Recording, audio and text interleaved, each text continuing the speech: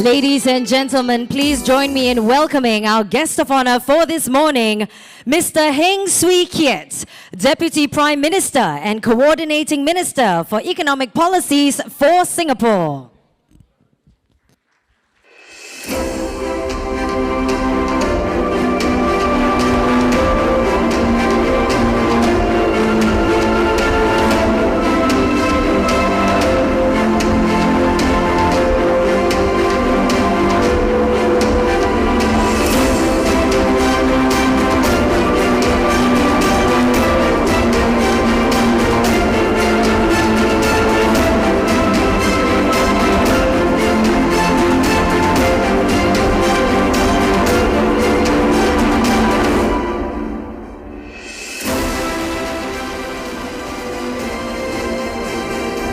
Good morning, guest of honor, Mr. Heng Swee Keat, Deputy Prime Minister and Coordinating Minister for Economic Policies for Singapore. Your Excellencies, distinguished guests, ladies and gentlemen, welcome to Singapore International Cyber Week 2023. I'm Charmaine E. and I will be your host this morning. It's our 8th edition this year, and the theme of SICW 2023 is Building Trust and Security in an Emerging Digital Order. We will explore the impact of digital developments on the global multilateral order and how security can be developed to enable trust in the digital and cyberspace. We are proud to present a program with distinguished speakers and panelists from across government, industry, and academia, and most importantly, across diverse geographical regions to discuss pertinent cybersecurity policy, operational, technical, and diplomacy issues. Ladies and gentlemen, to begin the conference, it gives me great pleasure to invite Mr. David Koh, Commissioner of Cybersecurity, Chief Executive, Cybersecurity Agency of Singapore, and Chief Digital Security and Technology at the Ministry of Communications and Information, to give his welcome remarks. Mr. Koh, please.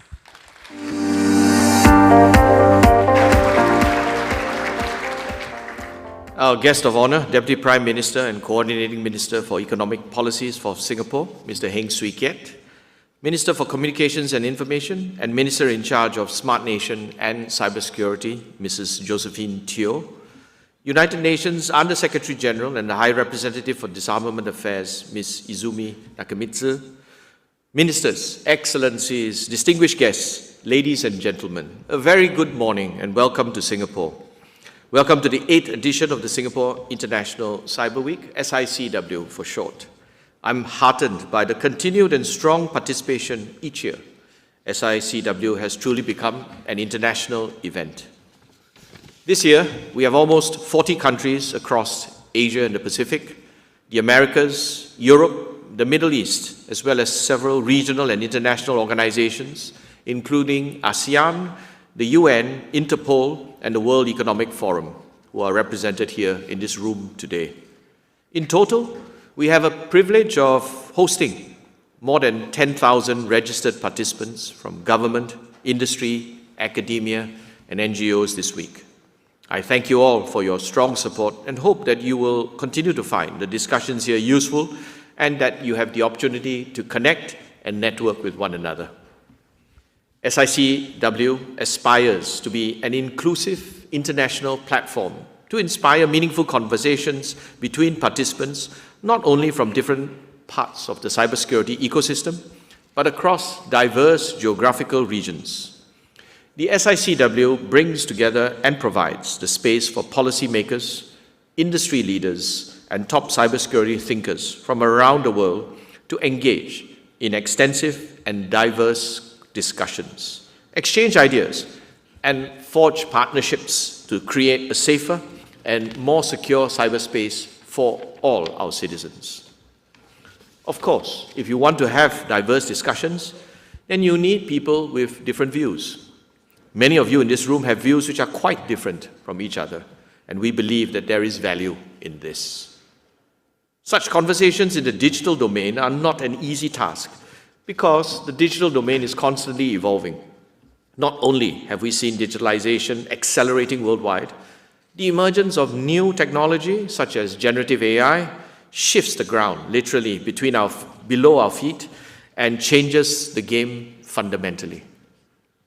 While we should be optimistic about the many opportunities that the latest technologies may bring, we must also be mindful of the potential threats that they present and be prepared to mitigate these risks and challenges to our safety and security. The digital domain is also not disconnected from geopolitics. Strategic competition between the US and China, conflict between Russia and Ukraine, and the recent attacks on Israel from Gaza will change and affect the tone of our conversations and what we can achieve today. At yesterday's summit dinner, Senior Minister and Coordinating Minister for National Security, Mr. Teo Chee Hean, spoke about the need to strengthen trust in the digital domain. And also at the dinner, the UN Under-Secretary General and High Representative for Disarmament Affairs, Ms. Izumi Nakamitsu, also spoke about how trust is the cornerstone of the security system and a defining challenge of our times. Building and maintaining trust is the most fundamental and critical challenge for all of us. This is precisely why the theme for this year's SICW is building trust and security in the emerging digital order. We have a robust program lined up over the next few days for us to fully discuss and explore the theme. For this year's SICW, Deputy Prime Minister Mr. Heng will be giving the opening address and kicking off our discussions.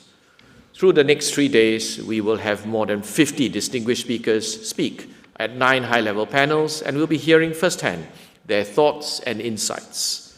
We also have thematic SICW events, such as the International IoT Security Leadership Dialogue and the SIC Women in Cyber Plenary that take place this afternoon. There will also be other deep dives across the next 3 days, covering technical, operational, policy, as well as strategic topics. Once again, I warmly welcome all of you to the Singapore International Cyber Week, and we have an exciting week ahead of us. I look forward to all the enriching discussions that we'll have, both at the panels as well as along the sidelines of this event. Thank you very much.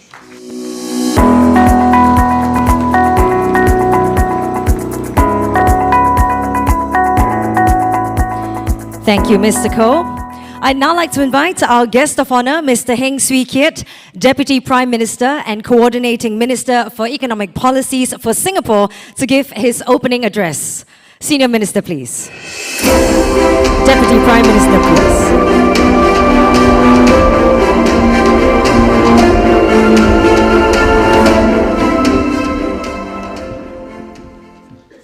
Minister Josephine Teo, Ministers and Excellencies, ladies and gentlemen, a very good morning, and to all our overseas guests, a very warm welcome to Singapore.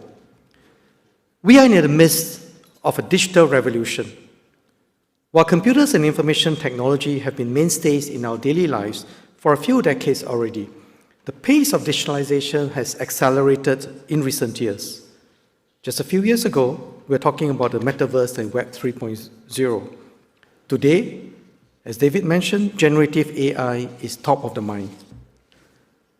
Digitalization has improved lives and livelihoods across the world by enabling people to communicate with one another over vast distances and almost instantaneously. It has created new opportunities like e-commerce, which uplift individuals and communities, especially those in rural areas or archipelagic countries. Digital technology has also enabled people to raise productivity and empower the shift towards higher value-added work.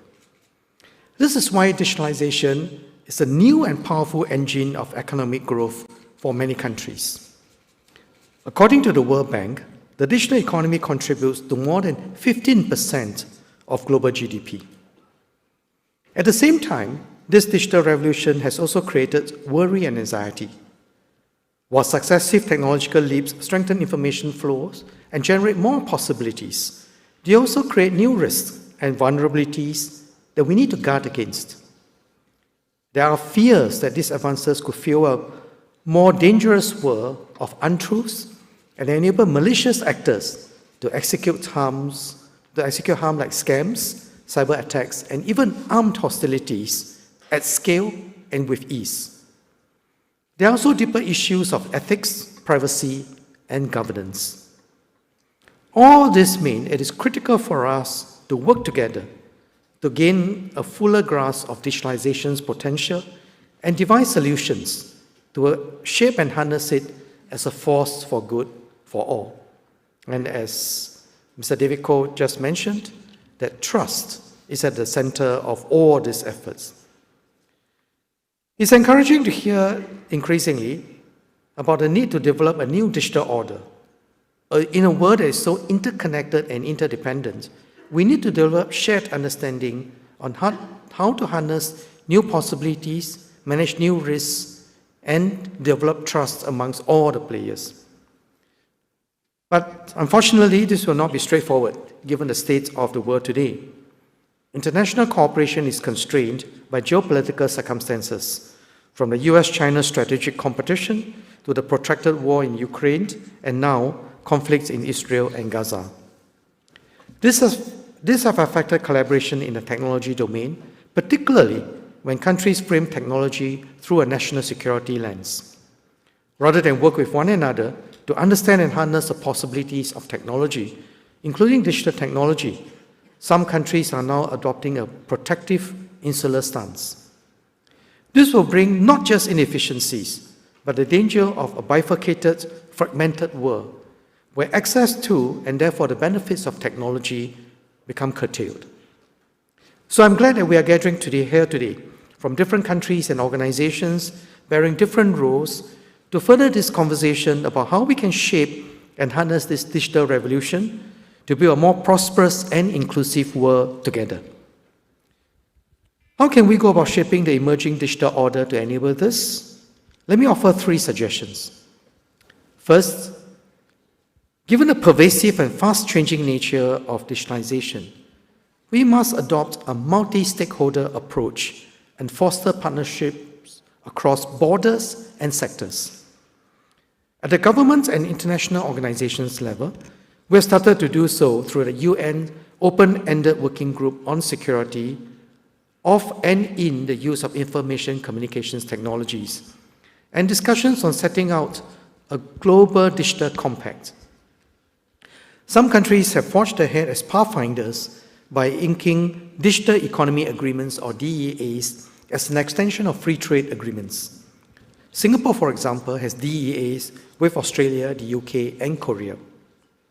Even more ambitiously, we have ventured into multi-country agreements, such as the Digital Economy Partnership Agreement, better known as DIPA, between Singapore, Chile, and New Zealand, as well as the recently announced commencement of negotiations for the ASEAN Digital Economy Framework Agreement. Singapore is prepared to work with all countries on challenges that confront us all in the digital domain, and I'm glad we have so many like-minded partners. Beyond DEAs and DIPA, we also work with many others through initiatives such as the US-Singapore Dialogue on Critical and Emerging Technologies, which took place last week, and the Singapore-Shenzhen Smart City Initiative. But we need to look beyond governments and international organizations to also include stakeholders like non-government organizations, academia, and technology companies. Platforms like the Singapore International Cyber Week provide a good start by bringing different stakeholders together. All of you come from different sectors and countries. It is a sign of our willingness to work together to uphold a safe and secure utilization of digital technology. Take Big Tech, for example. These are the world's largest technology companies whose products we use and interact with on a daily basis. It is in their interest to build a digital domain that is secure, trusted, and inclusive so that they can maximize their reach and impact. By working in partnership with the public sector, both sides can realize synergies and achieve better outcomes. So I'm pleased to mention that the Cybersecurity Agency of Singapore, or CSA, will be establishing separate partnerships with Microsoft and Google to address cybersecurity threats and enhance our national cyber defense.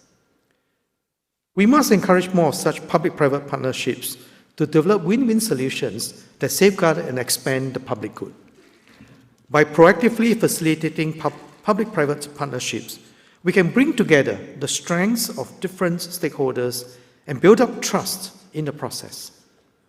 Singapore CSA is also organizing the Cybersecurity Industry Call for Innovation, or CyberCall. CyberCall provides a platform for cybersecurity companies to develop innovative solutions to solve cybersecurity challenges faced by large end users in Singapore, such as private and public sector owners of critical infrastructure. It taps on the government's ability to coordinate and pool cybersecurity challenge statements, which is then complemented by stakeholders' capacity for innovation and agility in action. Concrete partnerships enable different stakeholders to appreciate one another's perspectives and develop a better understanding of the broader issues and interests at play.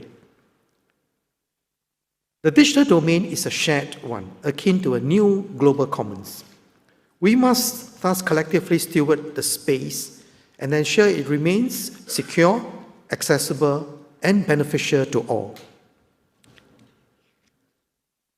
I spoke about the importance of fostering multi-stakeholder partnerships to steward this new digital global commons. To do this effectively, we must build the right frameworks and scaffold with shared rules to facilitate constructive and meaningful discussions among stakeholders. We can think of rules at two levels. At the technical level, rules exist to ensure interoperability. Why is interoperability important? Simply put, it enables technologies to communicate with one another, which is the basis for developing an encompassing and inclusive digital domain. The alternative will be fragmentation, distinct mutually exclusive technology stacks that cannot comprehend or communicate with one another. If that happens, it will hinder the free flow of information and data, which is the lifeblood of the digital economy. Some of us may remember what it looked like in the 1990s. Japan used a mobile telecommunication standard which was different from the rest of the world. So visitors to Japan found their mobile phones incompatible with Japan's mobile networks and who had to buy a separate phone for Japan. This was inconvenient and costly back then. If it happens in today's far more interconnected world, the cost and disruption would be many times higher. In fact, it will negate the very benefits that digitalization can bring. To achieve interoperability, we must share a commitment that standards, as a fundamental building blocks of digital technology, remain objective and technically sound. The work of international setting organizations, such as the International Organization for Standardization and the International Telecommunication Union, is important. We must continue to lend support and contribute constructively to build trusted, secure, and inclusive digital infrastructure. Besides technical rules and standards, there must also be rules and norms among countries to ensure peaceful coexistence in an increasingly crowded digital space. In prescribing and proscribing what are acceptable and unacceptable behaviors, we foster stability and predictability. This, in turn, can reduce the risk of escalation or conflict in the digital domain. This is especially pertinent for small states, which make up more than half of all United Nations member states. Rules and norms in the digital domain help to build trust and instill greater confidence that all countries, regardless of their size or rate of development in the domain, will not be disadvantaged. Singapore has been playing an active role in the case of cybersecurity, for example. Singapore currently chairs the UN Open-Ended Work Group, which I mentioned earlier. Its second annual progress report was recently adopted by consensus in New York. The report sets out the operationalization of the first global intergovernmental points of contact directory, which is important because it gives all UN members a platform to reach out to their relevant counterparts in the event of cyber incidents. The report also allows members to reach an agreement on a global list of voluntary confidence-building measures. It is a good development as it demonstrates that despite geopolitical circumstances, there is a shared desire to continue building trust and building bridges in the digital and cyber domains. So this brings me to my third and final point. To keep the digital domain secure, trusted, and inclusive for all, we must build up capacity to secure and protect ourselves from threats and harms. Digital security and resilience are prerequisites for reaping the benefits of digitalization. We must ensure that all countries build up this capacity and no one is deprived of harnessing the possibilities of digitalization. Those of us who are further along in their digitalization journey must support those who are catching up. This is why Singapore is committed to help build capacity in cybersecurity, a key prong of the digital domain. In 2019, we set up the ASEAN-Singapore Cybersecurity Center of Excellence, which has delivered over 50 programs for over 1,500 senior officials from ASEAN and beyond. We have also collaborated with the UN Office of Disarmament Affairs to develop and implement the UN Singapore Cyber Fellowship. This fellowship equips senior officials with interdisciplinary expertise to effectively oversee national cyber and digital security policy, strategy, and operations. There have been 3 iterations of the fellowship so far, involving over 70 fellows from around the world. We intend to deepen our commitment to capacity building to build a more secure and inclusive digital domain. To better meet global demand for cyber training, Singapore will launch the SG Cyber Leadership and Alumni Program. This new program is open to all countries, offering courses at the foundational, advanced, and executive levels. It will kick off its first course in March 2024. Participants can look forward to increased networking opportunities and richer exchange of perspectives with participants from across the world on the latest cyber issues. To support these new requirements, Singapore will extend our funding commitment of $30 million for cyber capacity building by another 3 years. So let me conclude. Singapore shares the views of many other states and organizations that the digital domain should be open, secure, stable, accessible, peaceful, and interoperable. To achieve this, we must proactively shape the emerging digital order by fostering partnerships across borders and sectors, developing shared rules and norms of behavior to scaffold the digital domain, and building capacity across the board to guard against harms and threats. As we navigate the digital revolution, we must remain focused on the end goal of enabling a safer, more prosperous, and more inclusive world. We must collectively lean forward to learn from and collaborate with one another and shape the emerging digital order to be trusted, secure, and inclusive. So I wish everyone a very meaningful and fruitful Singapore International Cyber Week 2023. And for those of you who are overseas, please take some time to also enjoy Singapore. Thank you very much.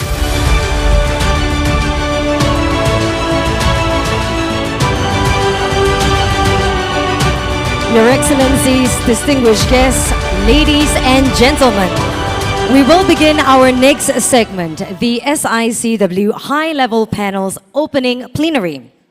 In this segment, we've got a series of 3 high-level panels covering the key cybersecurity issues of today: multilateralism, tech bifurcation, the big tech and government. And we hope that you will be able to gain keen insights from our diverse and experienced group of panelists that will be on stage today. Our panel sessions today will include a question and answer segment, so do take this opportunity to engage with our panels by scanning the QR code on your screens before you. You could also go to slido.com and enter #SICWOP. Or you could scan the Slido QR code on the screens before you to interact with our speakers later on. In the first of our 3 panel discussions, we will be discussing the death of multilateralism, future of international cyber discussions.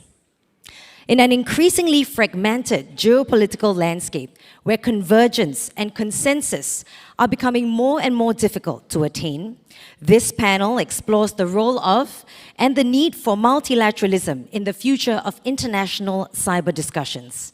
Here to kick off the panel, ladies and gentlemen, please join me in welcoming Ms. Ann Neuberger, United States Deputy National Security Advisor for Cyber and Emerging Technologies, to give her keynote speech. Ms. Neuberger, please.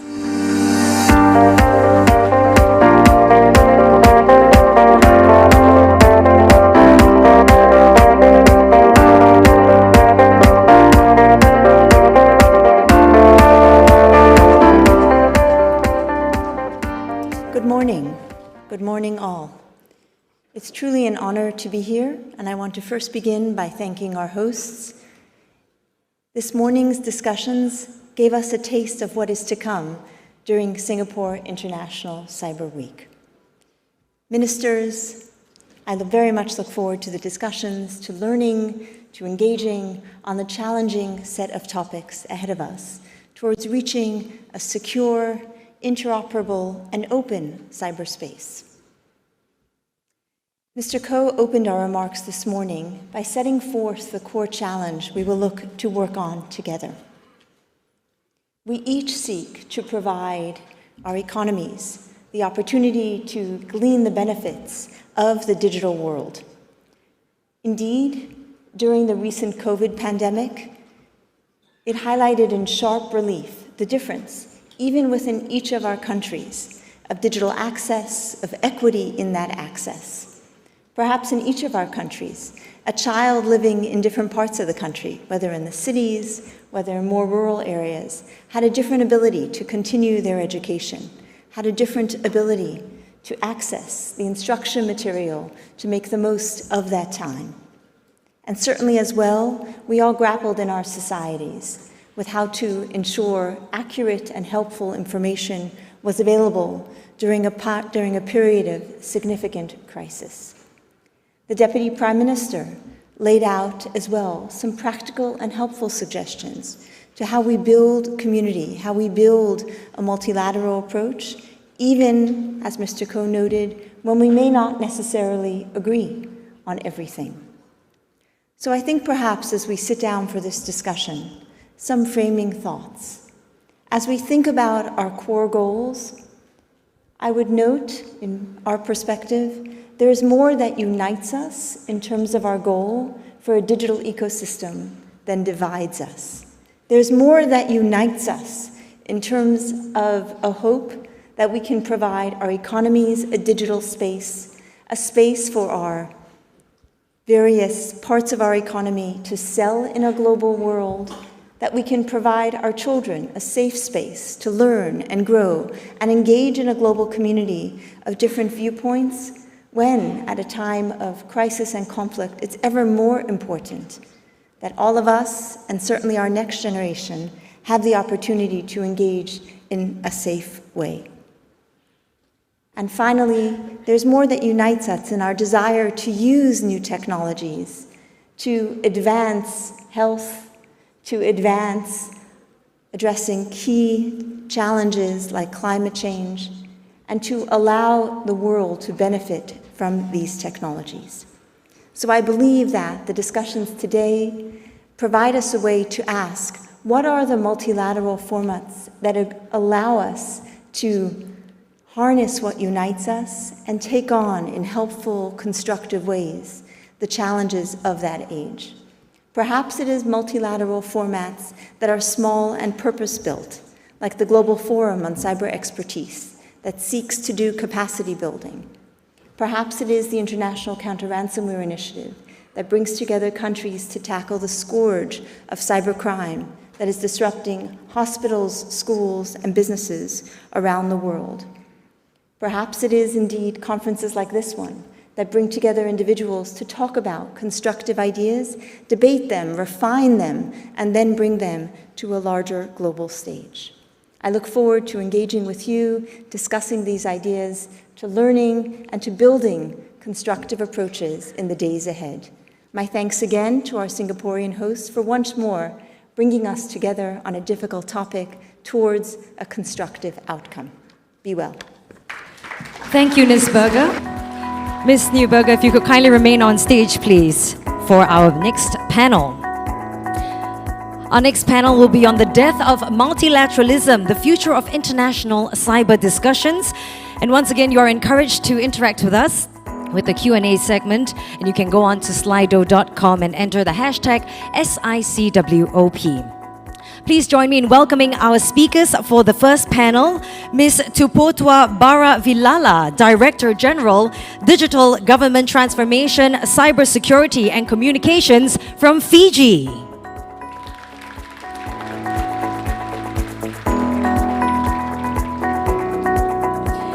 Tadeusz Chomicki, Ambassador for Cyber and Tech Affairs from Poland.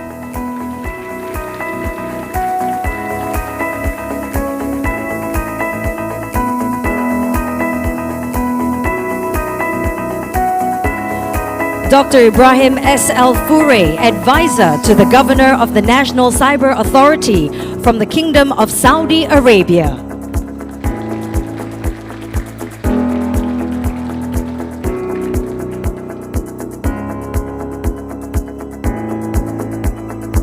And our moderator for this panel, Mr. David Koh, Commissioner of Cybersecurity, Chief Executive, Cybersecurity Agency of Singapore, and Chief Digital Security and Technology at the Ministry of Communications and Information. The stage is all yours. Thank you very much, and a good morning again, Excellencies, distinguished guests, colleagues, and friends. Welcome to the first panel of the SICW 2023 High-Level Panels. This is the opening plenary session. And I'm pleased to be able to kick off the panel discussions this morning with, ironically, a bit more of a downbeat topic. Is it the death of multilateralism? And what is the future of international cyber discussions? I do not think that it is an exaggeration to say that we are in one of the most geopolitically difficult and complex eras. Amidst the ongoing Russia-Ukraine, Israel-Hamas conflicts, and the intensifying competition over ideologies and values, there is a risk that the world could fragment into exclusive blocs. At the same time, we are also in an era where we need to work together more than ever to tackle the common security challenges that we face. Public health is such. The global pandemic demonstrated how important it is for us to work together and the consequences if we do not. Climate crisis is yet another. We are seeing weather patterns unlike before, and the effects are, of course, transboundary. For many of us here today, cyberspace is yet another common security challenge. Last year saw a heightened cyber threat worldwide and with growing cybercrime opportunism. Ransomware, as was discussed, is the greatest manifestation of this trend, evolving from a minor inconvenience to a business cost to now a national security threat, with ransomware actors even targeting essential and critical services like hospitals. Now, more than ever, the international community, us, we need to take a coordinated approach against these cyber criminals and work in concert to preserve international stability. This brings us to the whole thesis of this panel. How do you engender greater international cybersecurity cooperation amidst these challenging times?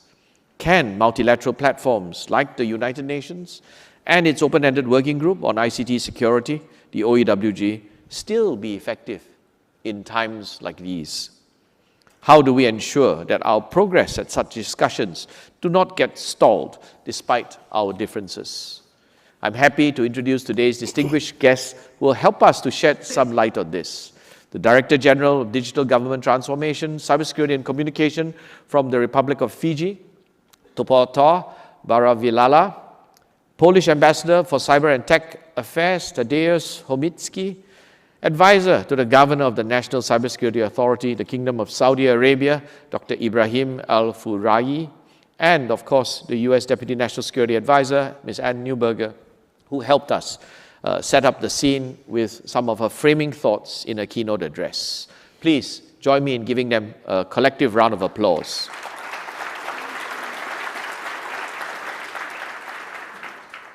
I'm here not to give the answers, but the esteemed panelists will be giving us the answers. And I would encourage all our audience members to please submit your questions on the Slido platform.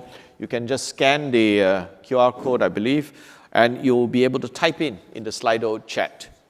Now, I'll have the moderator's prerogative and begin the Q&A session with one question which I'd like to pose to all of our panelists to set the stage, as it were. Let me begin by asking, in recent times, the multilateral process has come under criticism of being ineffective and unable to deliver concrete results. Is this a fair statement? What are some of the areas which you think the multilateral process has worked well? I could begin with Topao. Ladies first. Thank you. Yandra Vinaka, Mbula Vinaka, and good morning, colleagues, distinguished friends.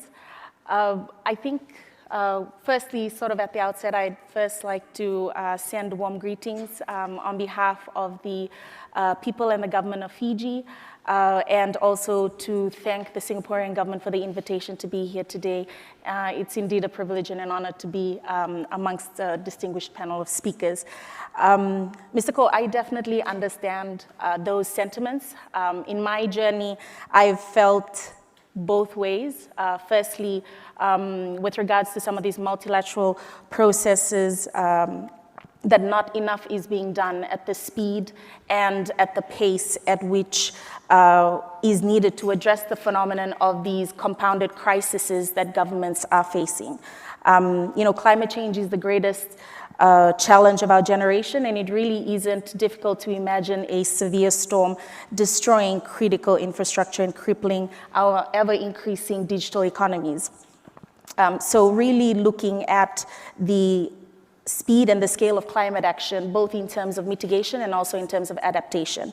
To bring that into focus, one of our Pacific Island countries, the Kingdom of Tonga, last year, because of a volcanic eruption and a tsunami, they were actually disconnected for a large number of weeks, and the cascading effects of that as well. And we've also seen this in recent years, also in Fiji, in terms of the cyclones and the floods, and we've seen this globally as well with regards to the scale at which this happens. So there really is a need for us to be able to focus on climate resilient ICT and cybersecurity infrastructure.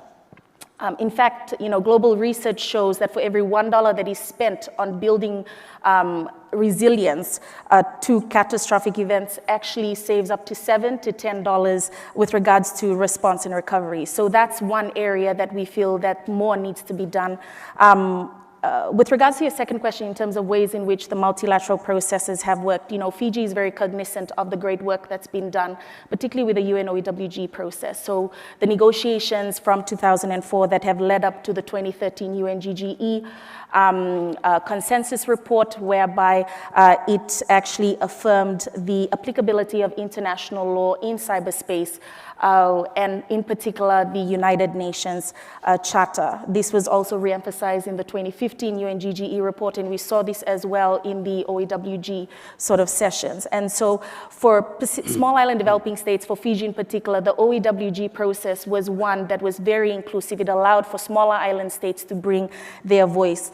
And that's been a great progress that we've seen. Another area or another progress that I've seen as well is the full, equal, and meaningful participation and leadership of women in this space. With that being said, more needs to be done.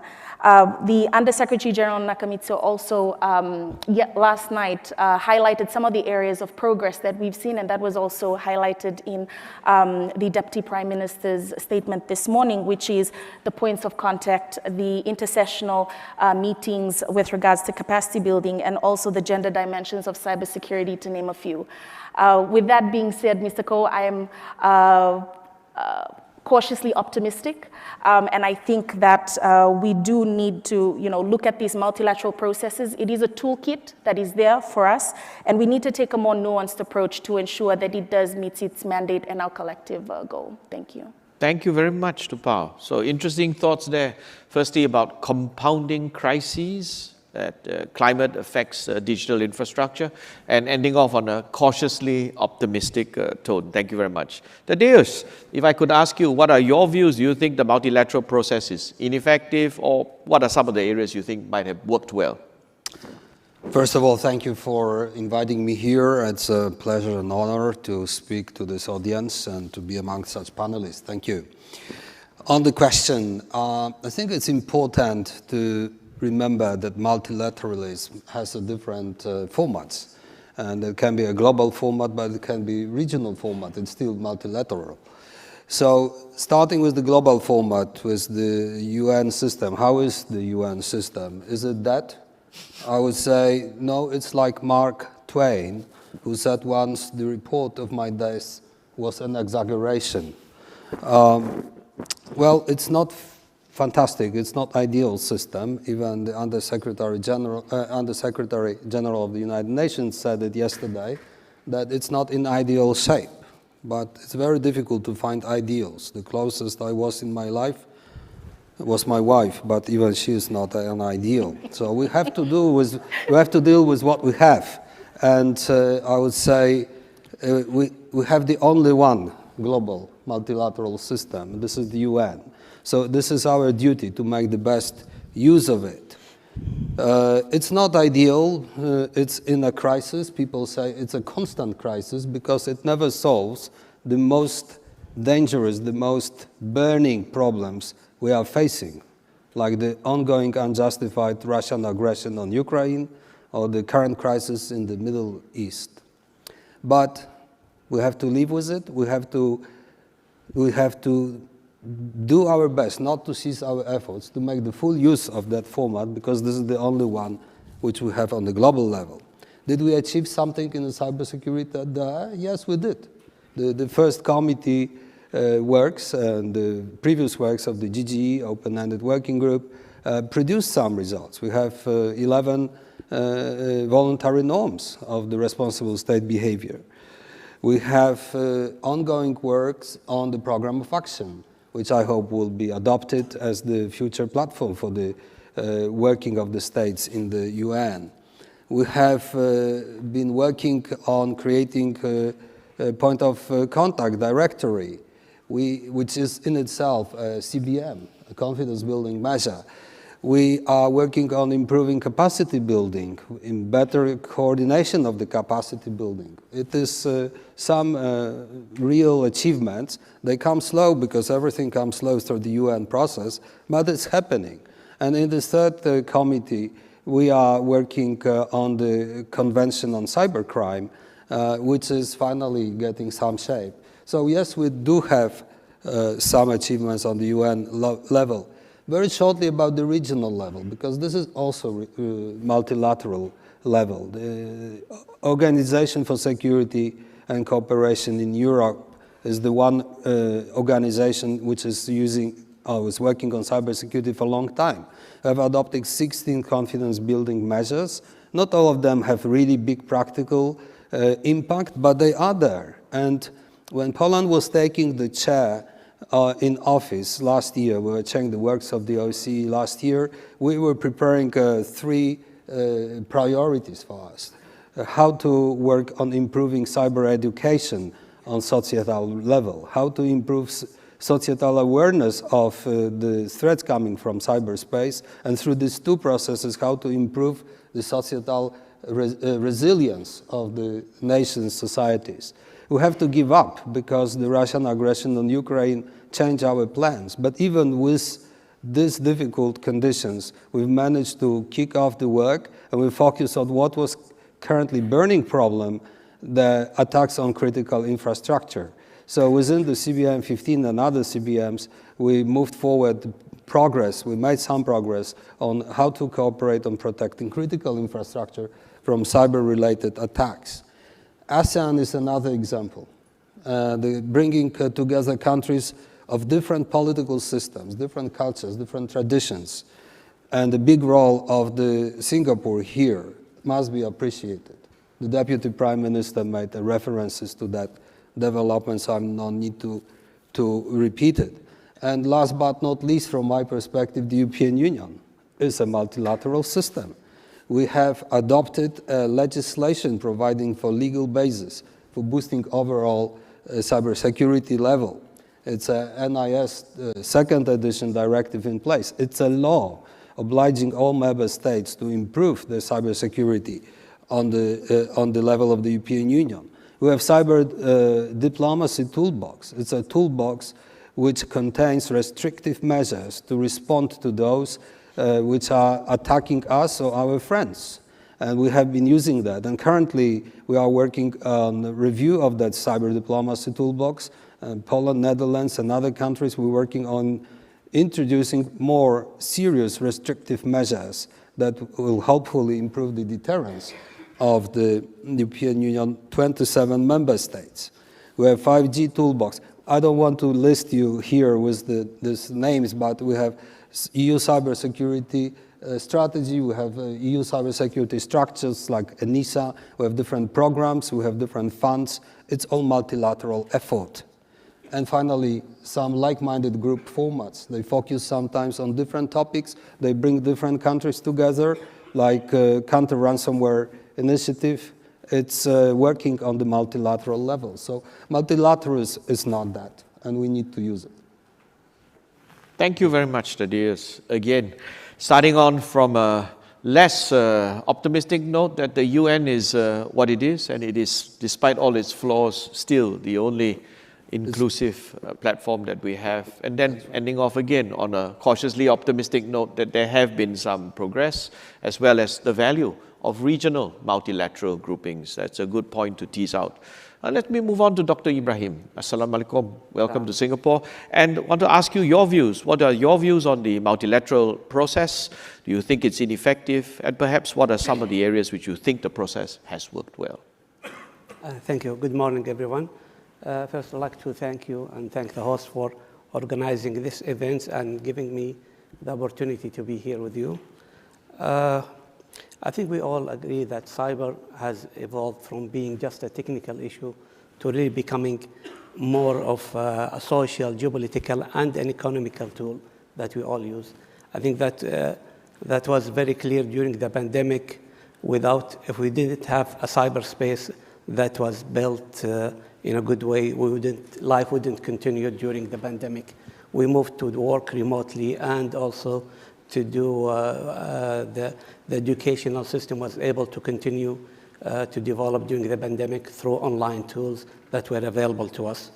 This is, I think, one of the reasons why cybersecurity is now among the top priorities in the global agenda. It's not just a technical issue, it's more of a geopolitical and an economical issue. At NCA, the National Cybersecurity Authority of Saudi Arabia, we have a big emphasis on international cooperation. Cyberspace is due to its nature, it transcends the geographical boundaries, and we have to work together with all our stakeholders to ensure that we have a vision of a resilient and a secure and a trusted cyberspace that we can all exist and work and use to develop our countries. We all benefit from it, and we all have to work together to maintain it and keep it. And that was clear and started in Saudi Arabia with the National Cybersecurity Strategy that was adopted. It has a clear pillar in the security strategy, in the cybersecurity strategy for international collaboration and building partnerships. Without that, we will not be able to achieve the vision of a secure and trusted, resilient cyberspace. The efforts that were done enabled us in Saudi Arabia to move forward in the Global Cybersecurity Index from being ranked in the 40s to now becoming ranked second in the Global Cybersecurity Index that was issued by the ITU recently. Coming back to the issue of multilateralism, we have to all work together and use all the tools that we have. We have to work on a multilateral way, we have to work on a bilateral, and also we have to use multi-stakeholders approaches. All of them, all the tools we have to use them to ensure that we have a secure cyberspace. If we take some of the regional examples, Saudi Arabia was engaged in 2021 to establish at the Gulf countries a ministerial committee for the ministers that are concerned or leading the cybersecurity efforts. That was one example that was established almost 2 years ago. And recently, in August, a ministerial council for cybersecurity was established under the Arab League to collect and coordinate all the efforts in Arab countries related to cybersecurity. That was necessary because before that, efforts related to cybersecurity were scattered among ICT ministers, interior or security ministers, and different ministerial councils. Now, with the establishment of this council, which will be funded and hosted in Saudi Arabia, all these efforts could be coordinated and aligned together, which will hopefully help to advance cybersecurity in all of the Arab countries together. We have different levels and of maturity in the Arab countries, but with this council, we can work together to really boost efforts in all of the countries. On the global level, recently, the Global Cybersecurity Forum Institute was approved by a royal decree in Saudi Arabia.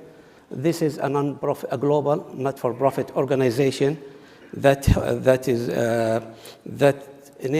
works to provide a space where stakeholders can collaborate together. It works to strengthen the social cyber resilience and discuss shared priorities and become a space for dialogue. Some of the initiatives that are now will be executed by the Global Cybersecurity Forum Institute are two initiatives, one for the protection of children in cyberspace, and the other initiative is for women empowerment in cybersecurity. Those are two of the initiatives at a global level that will be run by this global non-profit organization, which again will be funded by Saudi Arabia. The next Global Cybersecurity Forum, which also will be organized by Saudi Arabia and with the Institute, it will be held in November, in 1st and 2nd of November of this year in Riyadh, and we invite you all to join us there in Riyadh for the forum. And the theme for the forum this year is, I think, aligned with what we are discussing here. It's charting shared priorities in cyberspace, and that will be the theme for that forum. And I think it's very much aligned with the discussion that we have here, and hopefully we can reach more and more consensus on the cyber discussions there. Thank you. Thank you very much. I like the idea that you started off with the emphasizing our collective dependence on the digital in many areas, and that how it has moved from being a technical issue to social, geopolitical, and economic issue. And emphasizing that cyber is, you didn't use the word, but it is a team sport, and we all need to work together. But also teasing out that it's not just a multilateral issue, but also multi-stakeholder. And thank you for your leadership in the region and showing, again, regional thought leadership in that area. Anne, I want to end off with you and your views on multilateralism. Thank you very much, David. So first, I love the way you framed the question, which was noting the challenges of effectiveness in the multilateral space. I think we've probably all experienced that sometimes there's an inverse relationship to the number of parties and the speed and the outcomes that are achieved, but also what has worked. So combining the two to say, even with the challenges of effectiveness, what can we learn from what has actually worked? And I think building on the comments that really were made here, Tajus lifted up the UN's global government, the GGE process, and the way that that generated a set of international norms signed off by all UN members, first in 2015, and then reaffirmed in 2019. That established a set of norms. As we all know, particularly those of us who are parents, part of implementing a norm is ensuring accountability if it is breached. And that is a good example of where we have instead of seeing the broad multilateral approach, we've seen pockets of multilateral implementation of the accountability of norms. Because fundamentally, that accountability is more of a political decision country by country. So there have been groups of countries that have come together to enforce particular norms. I will highlight two. One, in the aftermath of Iran's cyber attacks against the government of Albania, which knocked the government of Albania's digital systems offline for a period of weeks, a group of countries led by the European Union came and both named the actor and also highlighted that because of the need to note that this violated one of the GGE norms. Similarly, after Russia's cyber attack against critical infrastructure in Europe during the illegal invasion of Ukraine, similarly, a group of European countries and the United States came together to attribute that attack in the context of enforcing international norms. Not all countries joined either the attribution or the related statements about it, but a smaller group of multilateral entities did that, and I think that that's one way that we can work together to both have the broader set of multilateral countries, for example, come to create a norm, and then countries form those smaller groups when they are prepared to enforce that norm in particular contexts as it meets the particular political situations that they are facing. My colleague from Saudi Arabia noted a number of regional implementations of effective multilateral approaches. I would also lift up purpose-built multilateral approaches as another format that has enabled a diverse set of countries to come together to tackle a particular problem that they view in a common way and to tackle it using the broadest set of tools. Because there's power in multilateralism. There's power in groups of countries coming together, both to say a set of behavior is unacceptable, but even more importantly, to bring their tools together to enforce it. And I will note particularly the group of countries that have come together to fight online cybercrime that is costing our economies trillions of dollars a year, and also, frankly, disrupting the operations of businesses, hospitals, schools, and critical infrastructure around the world. And in that context, in the International Counter-Ransomware Initiative, there is a diverse set of countries, from Nigeria to Costa Rica, from Lithuania to, of course, Singapore, leading a key arm.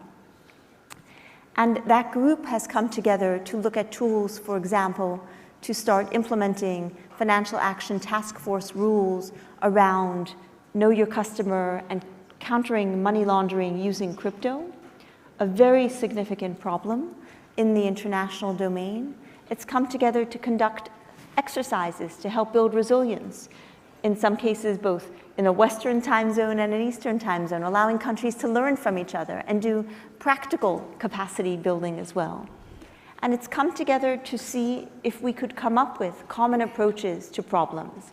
For example, in the context of ransom payments, where we know that for a given company or instance, a ransom payment may be very appealing, but each ransom payment incentivizes the next attack. So the question of how we grapple with that issue is another one that multilaterally we can come together to debate and discuss as a complex one and determine if a multilateral format can help us tackle that. So in closing, I think, David, the way you framed the question is exactly the right way to approach it.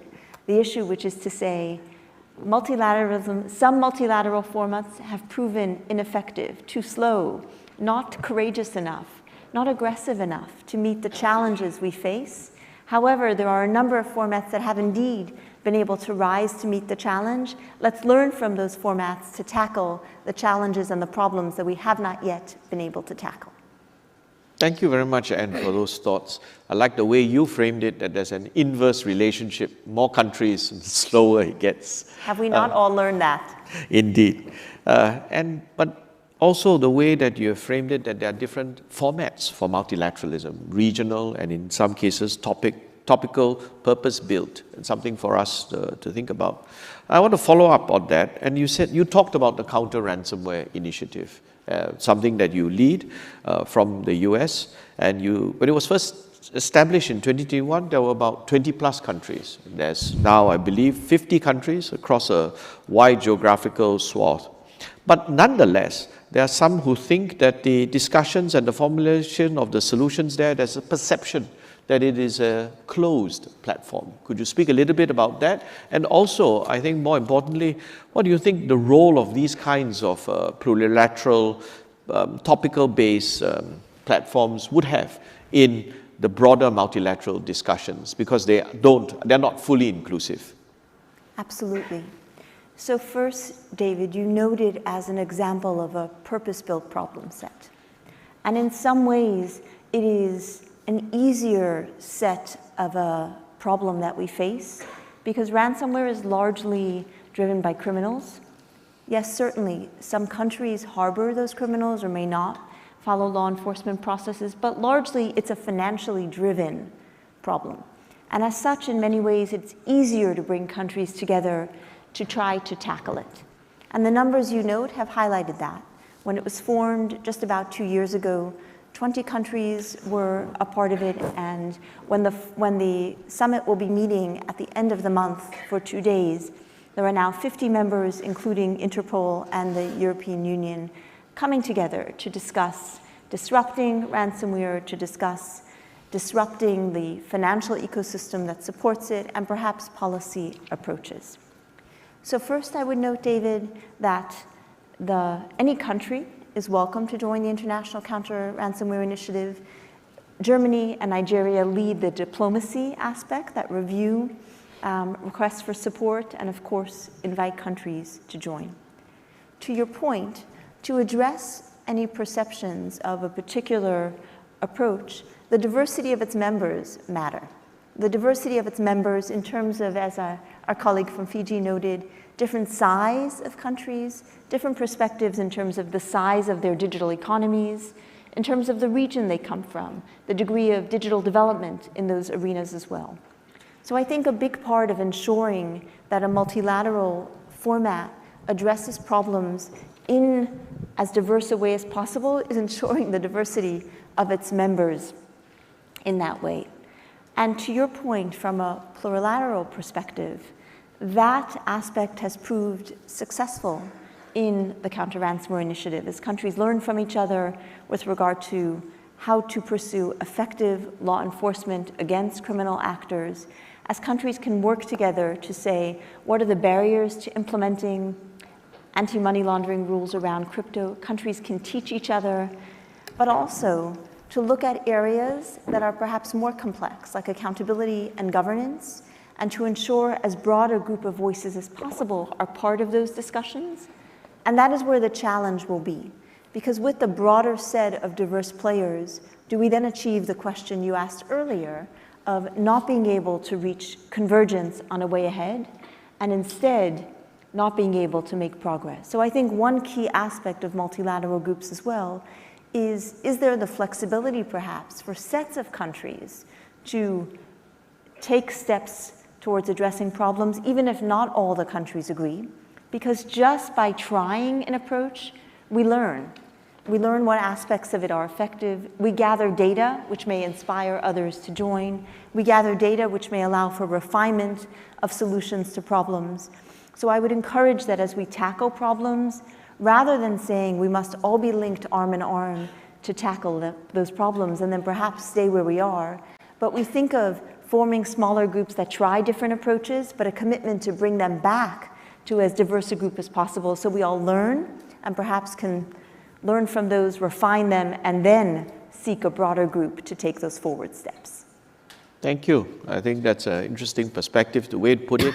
Yes, we start small so that we can try things out and then build up the momentum so that we have a better sense of what will work at a bigger level. Thank you very much for those thoughts. And we've been talking about the Counter-Ransomware Initiative, which is a purpose-built topical issue. I want to move on to regional groupings. Tapao, I noticed that in the Pacific region has seen great progress in regional cooperation in recent years. One example is the establishment of the Pacific Cybersecurity Operational Network, PACSON, in 2017. What is Fiji's experience for these regional platforms? And how do we ensure that the progress that we see in regional platforms translates to broader progress on the broader multilateral platforms? What are some of the key lessons that your country has learned from these regional cooperation and you think can be translated to the broader multilateral platform like the UN? Yeah. Thank you for the question. I think, specifically when it comes to the region, as you mentioned, Mr. Cole, we have the PACSON network that's looking at the operational sort of computer emergency response teams. We also have PELON that's there that looks at the legal officers network. To put it into context in terms of some of the progress that you've alluded to, there's three that I'd like to sort of focus on. The first one, when we're looking at cybersecurity efforts and priority that has been attached to it, you can look back at the 2018 BOA Declaration, where the Pacific leaders actually highlighted cybersecurity efforts as a priority, and that was followed up by the 2019 Action Plan.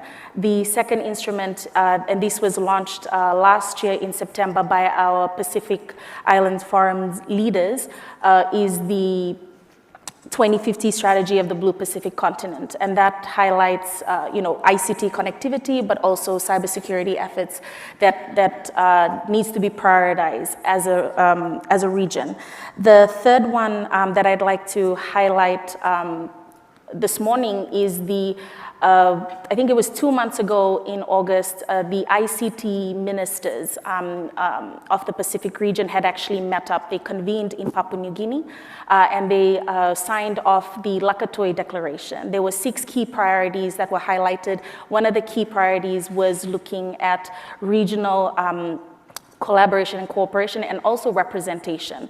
To your question in terms of how do we ensure that this progress that is happening within the regions actually translate into the global sort of forums, the key thing is ensuring that the various regions are meaningfully represented, that their voice are in all these different forums. One of the key challenges that we have in the Pacific, and as some of you would also note in smaller states, is the fact that we can't be at all of these different sort of forums. So there really needs to be more streamlining in terms of the various forums, but also that the regional groupings actually meaningfully represented at these forums. And the Singapore Cyber Week is definitely one example of the solution that is put in place, the UNOEWG as well, in terms of ensuring that small island developing states and smaller states, are part of that. And in order for us to get a global solution that is sustainable and one that actually addresses the gaps and doesn't widen the existing gaps that are there, we need to ensure that we're all part of that conversation. And I think that that's, one key thing that we need to ensure, so that those synergies are actually mapped out, and we also are able to have some of the learnings and the solutions that are there in a regional level that can also be applied across regions, but also globally. In terms of the question with regards to the key lessons, and I think this is a lesson, but also a way of life in the way that I've seen how the region or the Pacific region sort of works. And one key element that underpins how we look at regional sort of discussions, including cybersecurity and ICT discussions, and that is known as the spirit of Talanoa. So Talanoa is a traditional word that's used in Fiji, but also in the Pacific. And basically what it means is, let's convene, let's meet, let's sit down, let's discuss. And it has 3 core components. It needs to be inclusive, it needs to be participatory, and it needs to have that dialogue. So really focusing on mutual areas of mutual respect and openness, looking at areas of convergence and common priorities, and focusing on that, not focusing on political differences, but really on the collective well-being. And this is something that we've all said in terms of ensuring that we do have a safe, secure, resilient, and accessible cyberspace, so that we can truly harness the benefits of technology. The second sort of element that I'd also like to share that's very evident in the Pacific is really using what we already have. Being innovative about what we have and not necessarily going and building, the concern there is building silos. So really ensuring that there is a proper assessment of what is out there and what can we build on. Fiji being a small island developing states with finite resources, really using what we know and leveraging on the existing sort of expertise that is there and the forums that's there is critically important for us. And I think that that's something that we can also look at. And I think in conclusion, one of the key sort of takeaway messages that I'd really like to sort of share is that as long as there are digital have-nots, inequalities will continue to exist. And we need to really ensure that as we look at multilateralism, as we look at sort of bilateral relations, that we're ensuring that it is holistic, that it is sustainable, and it is a tool that we can effectively use to ensure that no one is left behind. Thank you. Thank you very much. I thought that was excellent. Bringing us the perspective that we do need to streamline. I think you didn't use the word, but I think there's duplication of many platforms, and small countries have a challenge to be able to be represented at all of these platforms because of limitations of resource. And I like your spirit of Talagno and saying that these are conversations that need to be inclusive, participatory, and have spirit of real dialogue. I think that, and focusing on the collective well-being, I think that speaks to Anne's framing remarks when she said that there is more that unites us than divides us. And I think that is a very optimistic tone. I'd like to move on to Dr. Ibrahim and say that yes, while there's perhaps more that unites us than divides us, but if you look at the physical world, each country has its own unique geography, landscape, culture, history, as well as resources. And we see similar variations in cyberspace. Some countries are far advanced in their journey of exploring new frontiers, 6G, AI, etc. But others are still in the early stages of developing their infrastructure.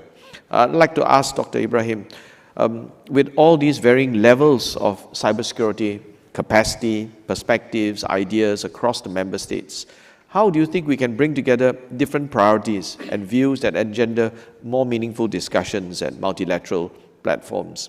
Will these differences bring us further away from consensus, or do you think there is common ground, common purpose? Thank you. Indeed, I think addressing this varying levels of cybersecurity capacities is an important issue.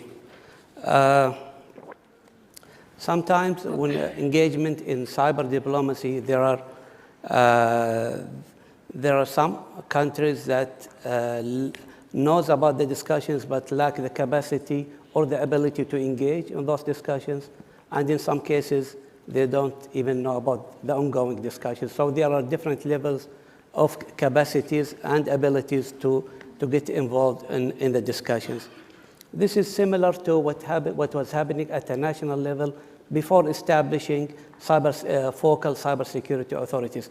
You would see that some sectors, like for example the banking sector, the IT sectors, they were mature, they were taking care of information security, cybersecurity. It was taken seriously by those sectors at early stage. But while in other sectors they were busy with their day-to-day work, their operations, and cybersecurity was not a key priority and they did not have the skills or the ability to really get engaged. With the establishment of cybersecurity authorities on the different countries, I think the maturity of all sectors are raised together. It's not like only specific sector that pay attention to cybersecurity. And this is similar to what is probably happening now at the international stage. We see that countries that have advanced and take early lead, and now everyone is following up, and efforts in every country really to boost their cybersecurity posture. In Saudi Arabia, I think that was started with the establishment of the National Cybersecurity Authority, as a focal entity responsible for all cybersecurity. Similar to other countries, before the establishment of NCA almost 5 years ago, we had some mature sectors like the banking, probably telecom, but other sectors were lacking behind. Oil and gas, because they were involved in some of the big cybersecurity incidents, also they took early lead into improving their cybersecurity posture, but it was not a national effort and it was not aligned. With the establishment of the authority and with the approval of the cybersecurity strategy, everyone started and all sectors started to move along together in a harmonized way and in alignment. Some of the operations were still maintained by, centralized by the authority, like some of the national IR incident response team, some of the compliance requirements at the auditing, while some are distributed within the entities and within sectors, just to make sure that efforts are aligned. To address this variations or different level of capacity, we in Saudi Arabia get involved with the United Nations through the ITU and help to establish a cybersecurity drill where almost more than 40 countries attended. And that was part of some of the efforts that we worked with the ITU to help raise the maturity of the different countries. And similar efforts need to continue. I think it will, to improve the cybersecurity posture for other countries, we need to do a collective effort and more of such hands-on and tangible outcomes we need to work together to achieve.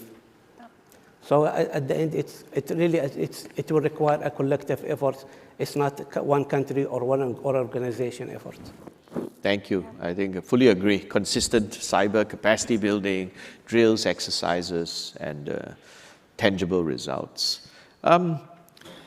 Multilateral challenges are already been discussed. Thaddeus, Ibrahim mentioned the role of the private sector, multi-stakeholder.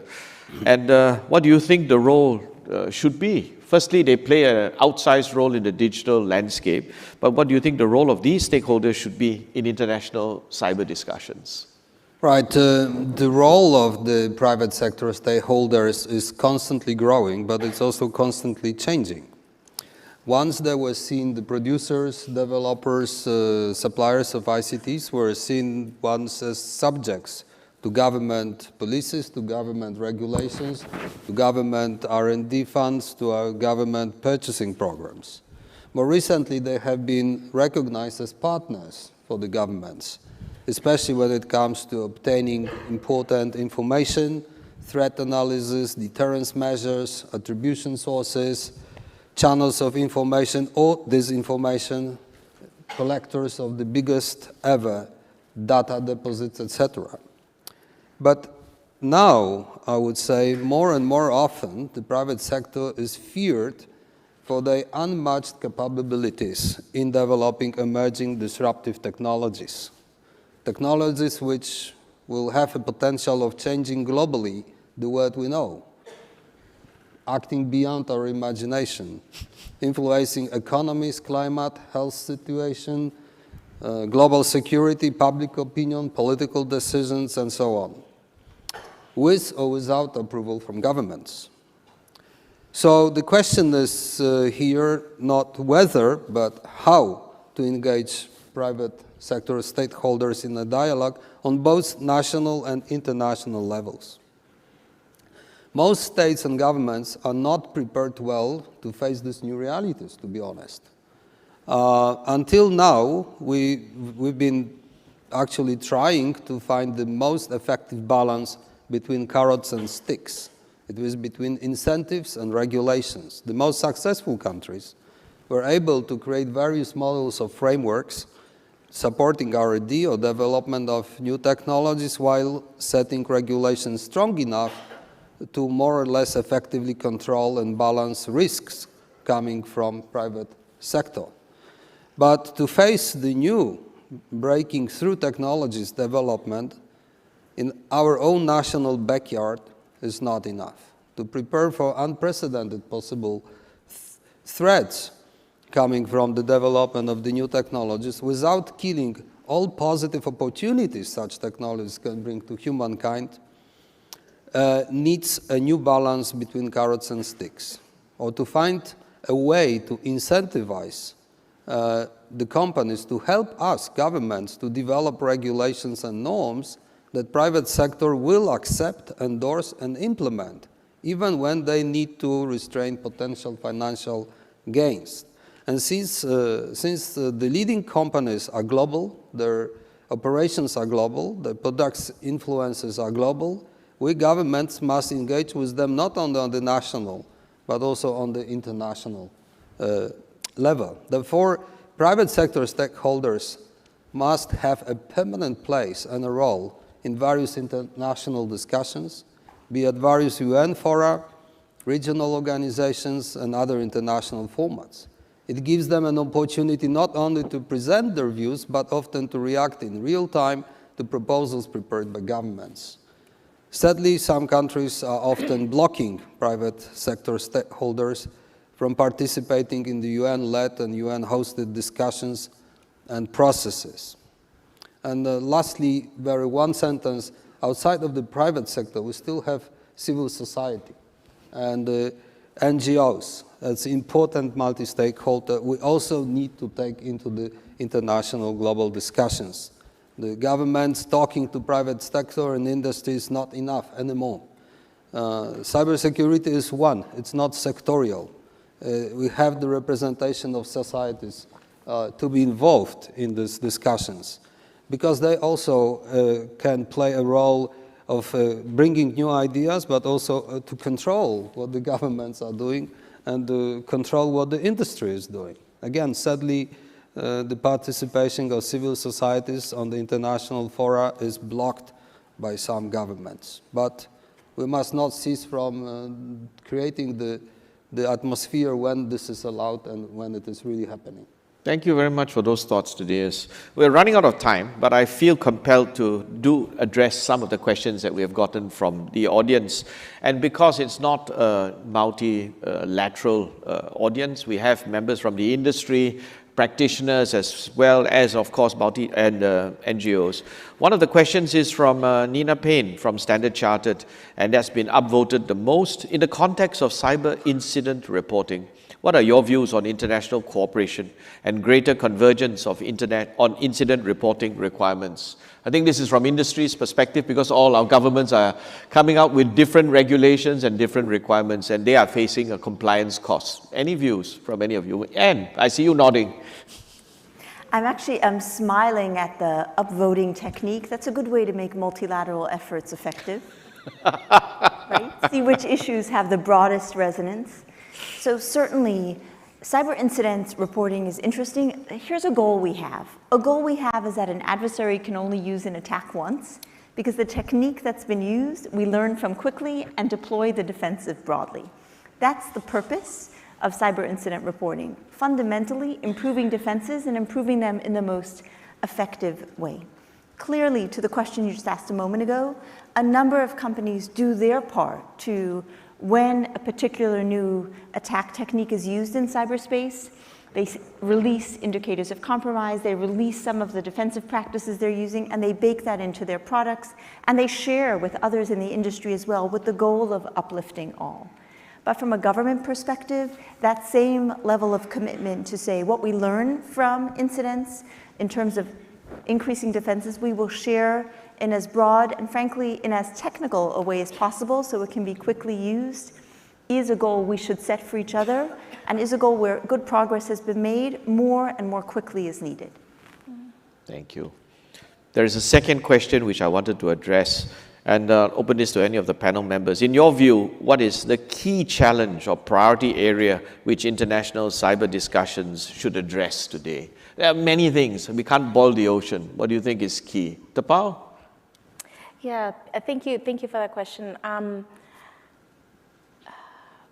I think I had raised that sort of in my response, and I'd really just like to emphasize because that is a key sort of challenge, which is really looking at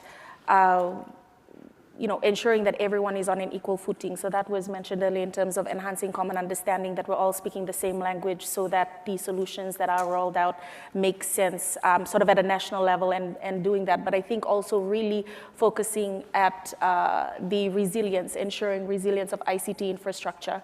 And I think that's an area that really needs to be put a lot of focus, and also implementation. How do we do that with smaller island developing nations, with smaller states that are really starting their digital journey? How do we ensure sustainability of that? Thank you. All right. Ibrahim? Yeah, I think one of the biggest challenges is the varying level of maturity in the different countries, and how we can bring the countries together through capacity building initiatives, sharing of information, and global cooperation. I think this is the biggest challenge. Great. Okay, we have run out of time. Okay, before the hook comes out, I'll give the panelists the final word. 30 seconds, your closing thoughts. Anne. Thank you. Thank you very much for hosting us here. I'm truly looking forward to the coming discussions and to listening and hearing. The challenge I'm most interested in hearing about is how countries are tackling protecting critical infrastructure so our citizens can have the confidence that the digital services they rely on, our connected water and power and communication systems, have the resilience needed as we rely more and more on them for our connected economies. Thank you. Ibrahim? Yeah, I think, first of all, thank you. Thanks again for having us here. I think it's to achieve a vision of a trusted, resilient, and secure cyberspace. It will take a collective effort from all of us. We have to work together in different platforms, multilateral, bilateral, and multi-stakeholder format. Thank you. Didiers? Poland is pretty much every day under cyber attacks, so subject to malicious cyber activities. We can cope with it, we have capabilities. But the majority of UN family states do not. And we should work together to improve, to change this situation. Not because we are just a nice country and we want to help it, we are, but it's in our own interest. The victims of this attack can also be used, as the territories can be used to attack anyone, because there is no borders in the cyberspace. For that reason, not for the political gains, but for the honest, in a good faith, Poland is supporting these tools which are going to increase the capabilities and capacities of the what we call the UN language middle ground countries, right? The majority of the UN family. And we support, for that reason, we support the development of tools which are result-oriented, which are inclusive, which are bringing together interested states and multi-stakeholders, providing platform for capacity building and for best practices sharing. And currently in the framework of the UN, this is Program of Action, which is aiming to create this platform. So we appeal to everyone to support and join the work to make it an effective future platform for the UN work on the cybersecurity globally.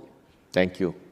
Tapao, closing words? Thank you. Well, in addition to everything that's been said, and I fully align with it, I think really now is the time for the global community to act on whatever we've already agreed on, and commitments that have been made, that we really need to action that out and make sure that that's happening sort of from a national level all the way up to the global level. Thank you. Great. And I think, audience, you will join me in agreeing that our panel has done an excellent job. I won't attempt to summarize it, but some key thoughts that now is the time for action. The UN is not perfect, but what is the alternative is a place where all multilateral conversations can take place and everyone has a voice. And it's actually more important that some of the thoughts that there's more that unites us than divides us. I like the spirit of Talang No, where it's inclusive, participatory, and we have sincere dialogue for our collective well-being. I think that's a key thought. The idea is that we're all in this together. We're dependent on the digital infrastructure. And of course, we can't afford to ignore the multi-stakeholder. It's not just a multilateral issue, industry, civil society, etc. And ending off with the view that actually there are challenges of how to deal with industry. Are they producers? Are they partners? Or are they someone to be feared? But then ending off with a call to action that it is in our collective interest. We do need to make sure that everyone is on equal footing, raising the level of other countries' cyber capacity so that we can work together. And on that note, I think it's a collective call to action for us to address one of the biggest challenges that we are all facing. Please join me in thanking our esteemed panel, ladies and gentlemen.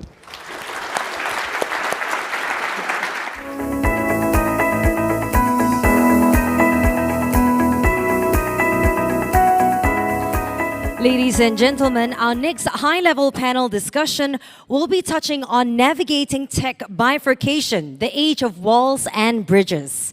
As geopolitical tensions persist, there is a risk that the technology domain, including the areas of digital and cyber, could splinter into ideological camps or blocks. And that's where cooperation is limited to only trusted partners. The panel next will be discussing the impetus for, considerations behind, and the risks of technology bifurcation, and how various countries are responding to this development. Ladies and gentlemen, it's my honor to bring to the stage Baroness Neville Roth, Minister of State at the Cabinet Office from the United Kingdom, to present her keynote speech. Minister, please.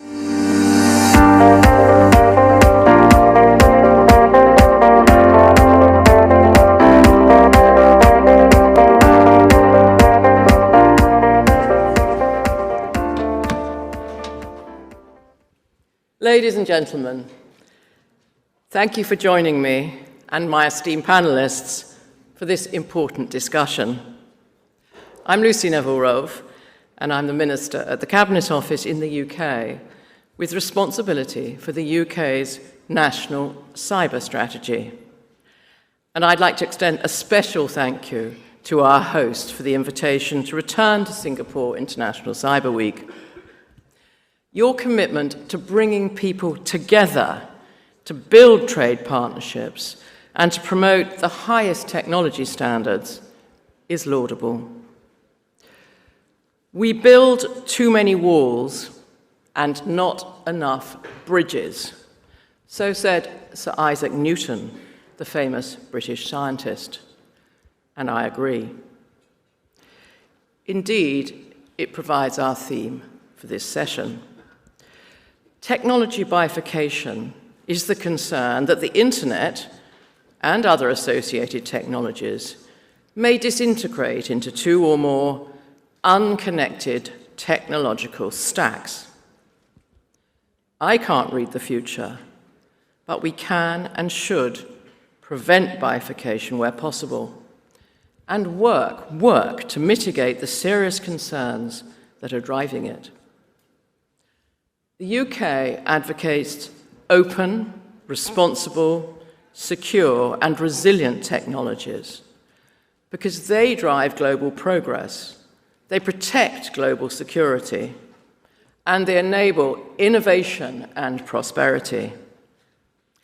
And it is all our interests to maximize the many benefits of technology and, as has just been said, to protect our critical infrastructure and supply chains.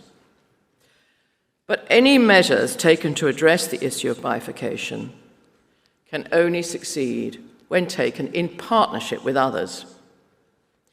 If we are to preserve the bridges that connect our world, we must de-risk but not decouple our economic and technological integration and preserve our positive trade and investment relationships.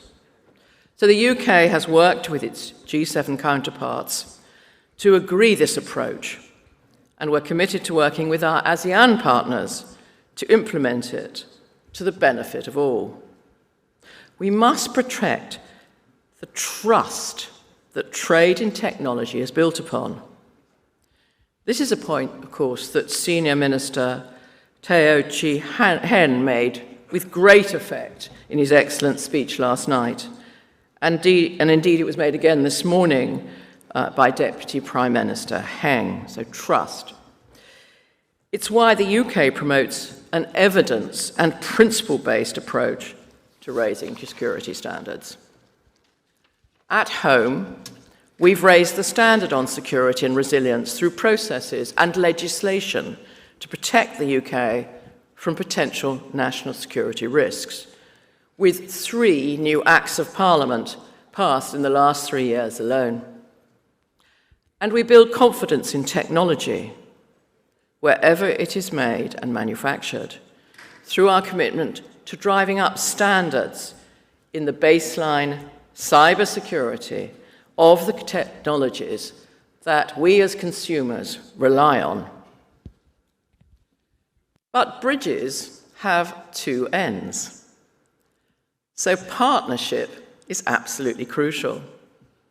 We cannot keep our countries safe if we exclude those at the forefront of the technological frontier, state or industry, from our discussions. As a proudly open economy, we work with other states to drive up common security standards and to encourage innovation. And we work with industry to identify business-friendly approaches to ensure that security and resilience in a rapidly evolving global market of emerging technologies are a reality. At home, our UK Defence and Security Exports team has been working with the UK cyber industry to promote trusted partnerships between government, industry, and academia. This ensures trading and investment is safe, reciprocal, and mutually beneficial. And in fact, I came to Singapore alongside a British cyber trade mission to show what an industry-government relationship can look like in practice. The three organisations exhibiting at GovWare, which are BAE Systems, the NCC Group, and Nominet, are all standout companies that work closely with the government to increase our national cyber resilience and to ensure that the tech sector is not left out of these discussions. Public-private partnerships are also at the heart of the cyber capacity building work we're delivering in the Indo-Pacific region, with £30 million CSSF Indo-Pacific cyber program, so funding.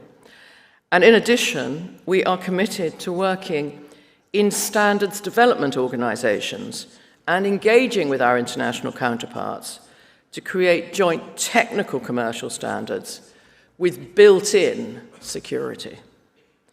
This will enable us to capitalize on the many benefits of technology by ensuring that it remains interoperable and also secure. Walls may make us feel safe, but it's bridges that keep our economies open and that promote innovation. Let me be clear. The UK is here today to build bridges. Are you? Thank you for listening. Thank you, Minister. If you could kindly remain on stage, please, for our panel discussion. Our next panel will be on navigating tech bifurcation, the age of walls and bridges.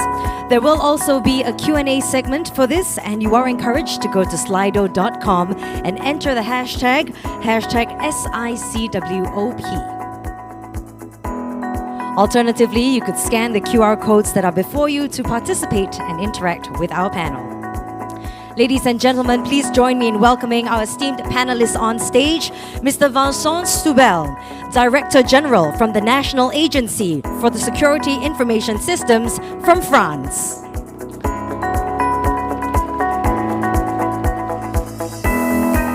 Mr. Keiichi Ichikawa, Deputy National Security Advisor from Japan.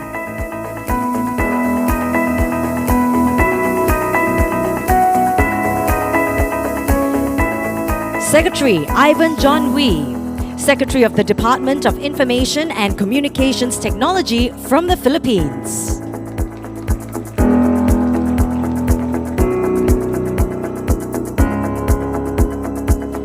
Ms. Jen Easterly, Director of the Cybersecurity and Infrastructure Agency from the United States.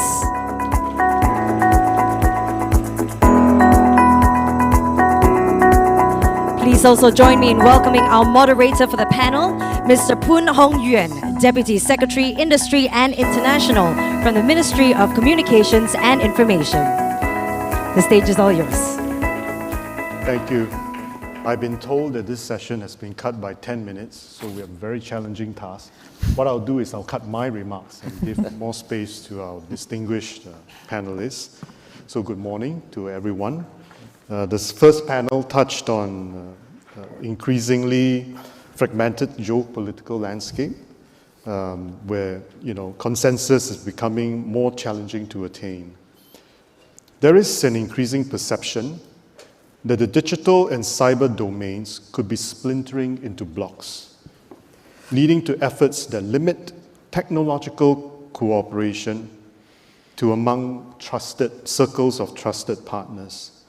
This diverges from the belief that a highly globalized world with an interconnected digital and cyberspace was a net positive for humanity. Now it seems that priorities have shifted.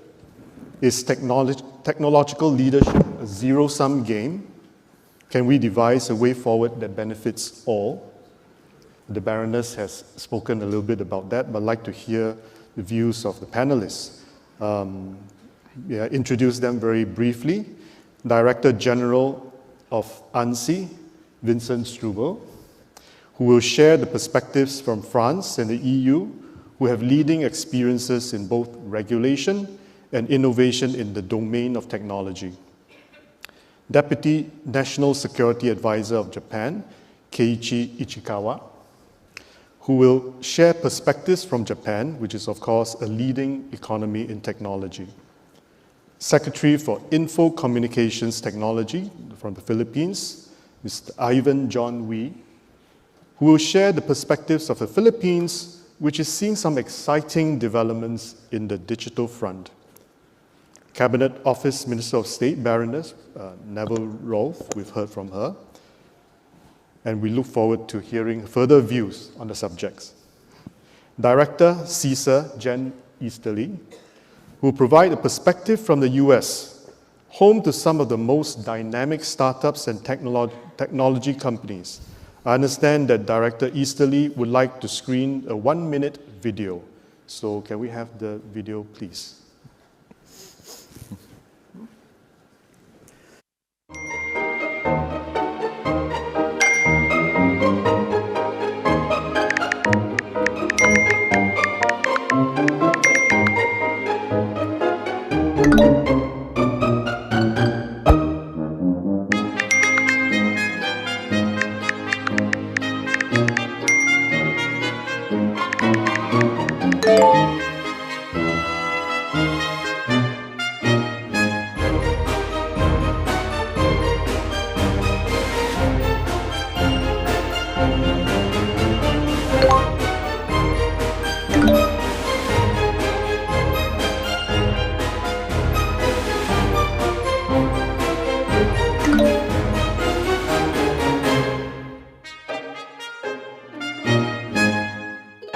For more information on how to keep yourself and those you care about safe online, go to cisa.gov/secure our world.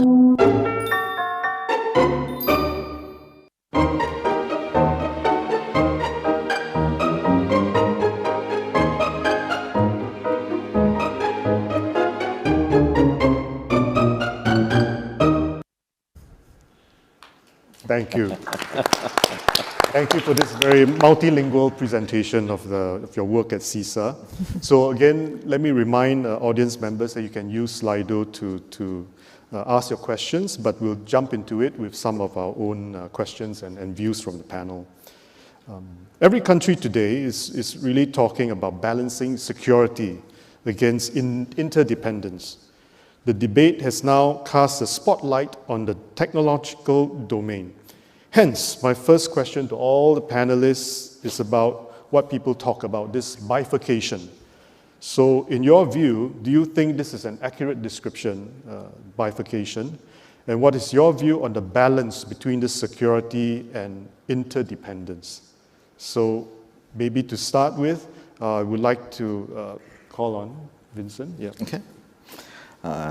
Well, first of all, thank you for hosting and moderating this very, very interesting discussion.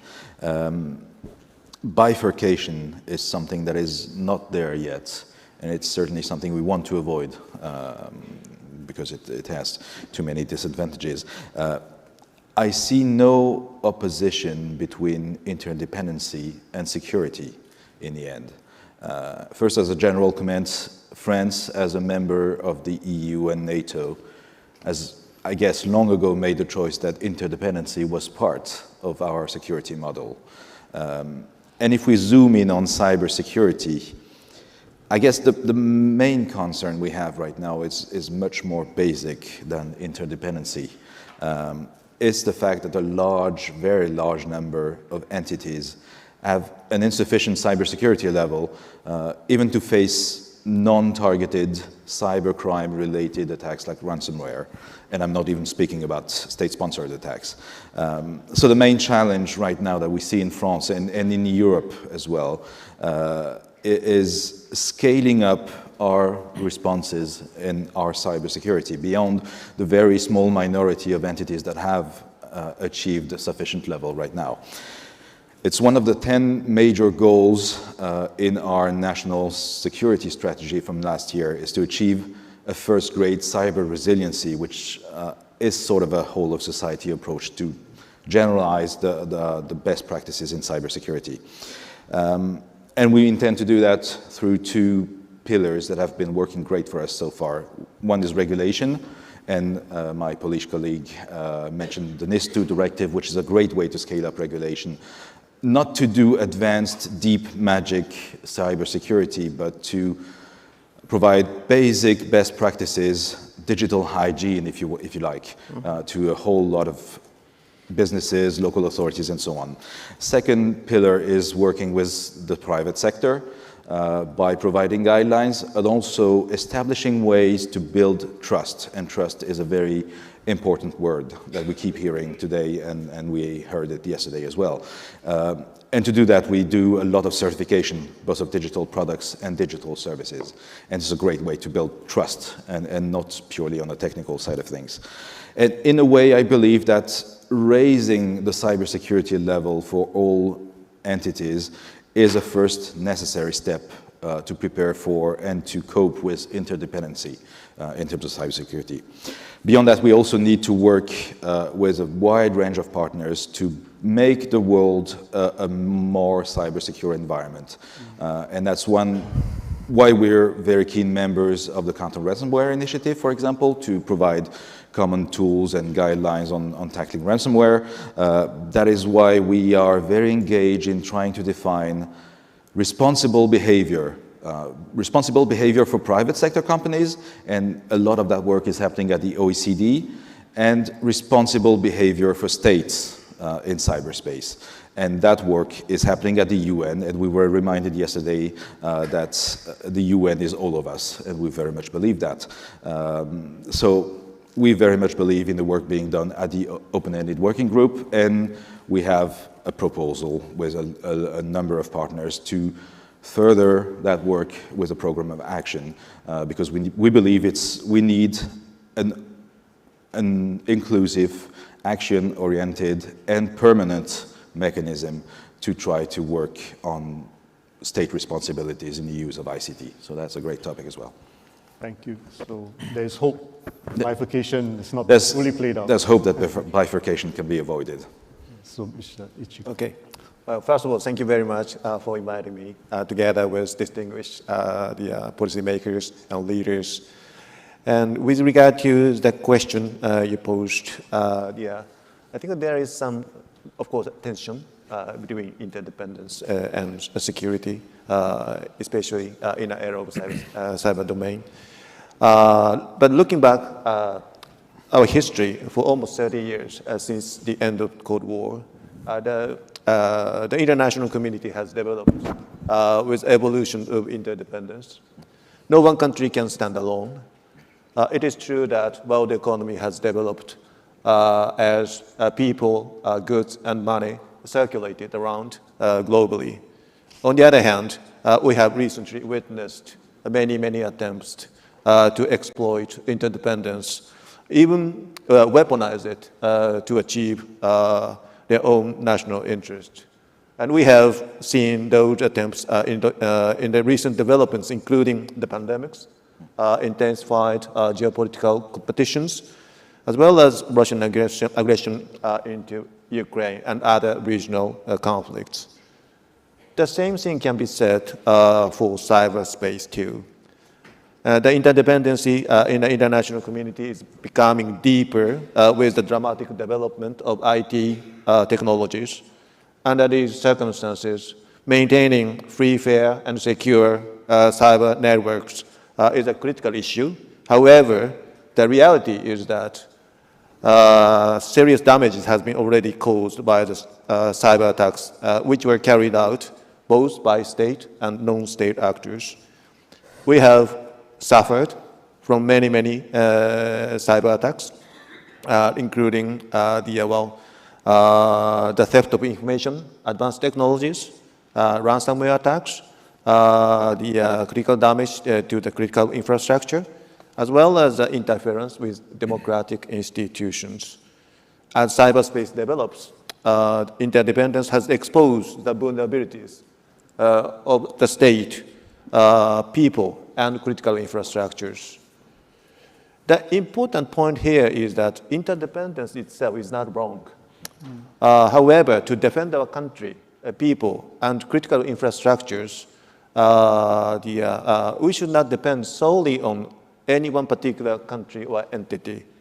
Therefore, we are making effort to work together with relevant countries to diversify and strengthen supply chains for rare earths, semiconductors, batteries, pharmaceutical goods, and so on.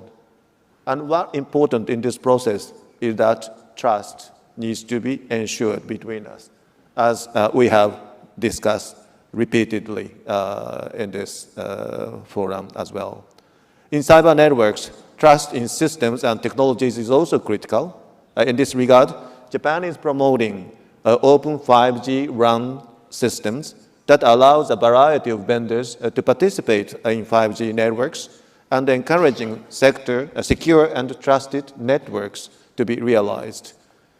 It is also important to promote and advance public-private partnerships through secure by design and secure by default initiatives, in which the government and major companies must have responsibility for the cyber security of IT products, namely to guarantee safety and security with trust is indispensable to maintain free, fair, and secure cyberspace while assuming interdependence.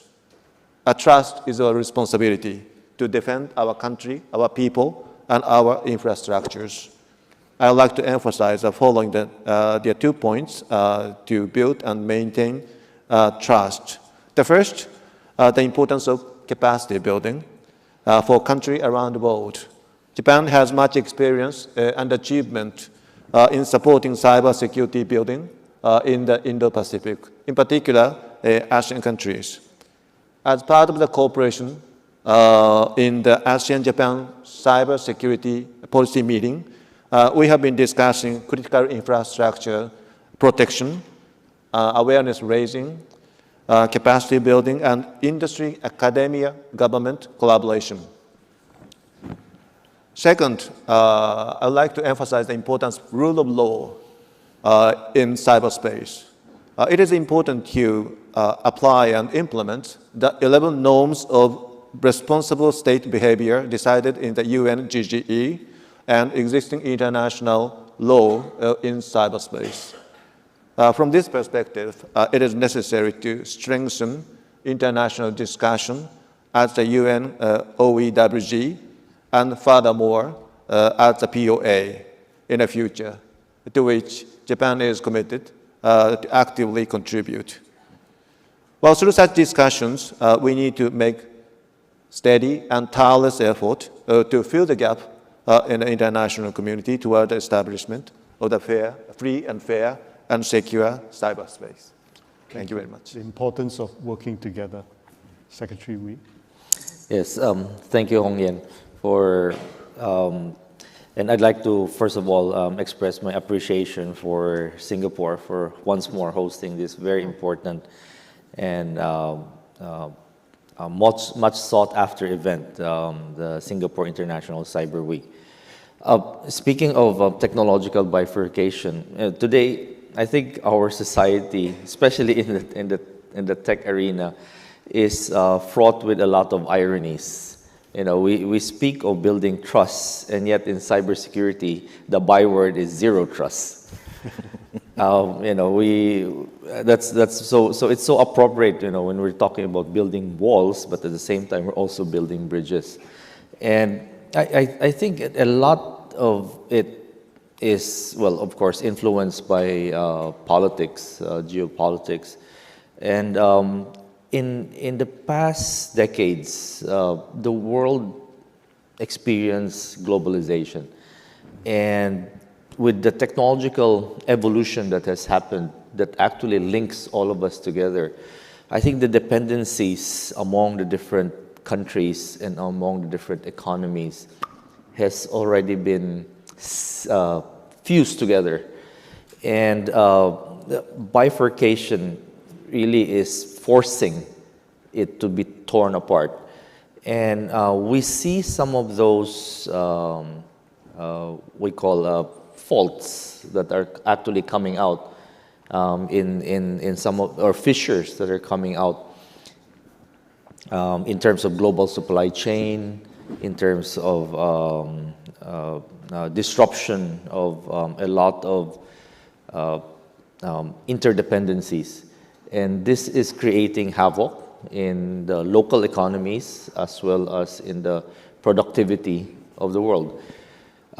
So I believe that it should not be a zero-sum game. There are a lot of, I think, majority of countries around the world wants peace, wants to work together to share common goal for humanity.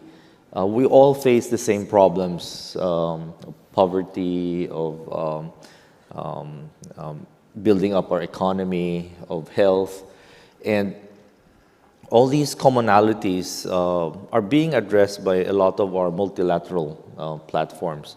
But at the same time, on the digital side, I believe that engaging with multi-stakeholders would be very, very productive, in the sense that the private sector has a good opportunity to actually be more agnostic in providing bridges and solutions that addresses the different concerns, but at the same time, the common concerns of cybersecurity, for example.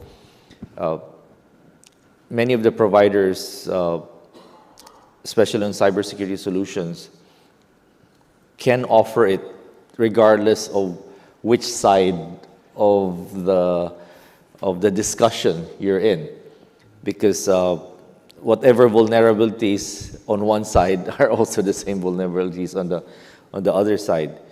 And today we see a huge amount of bad actors that are not just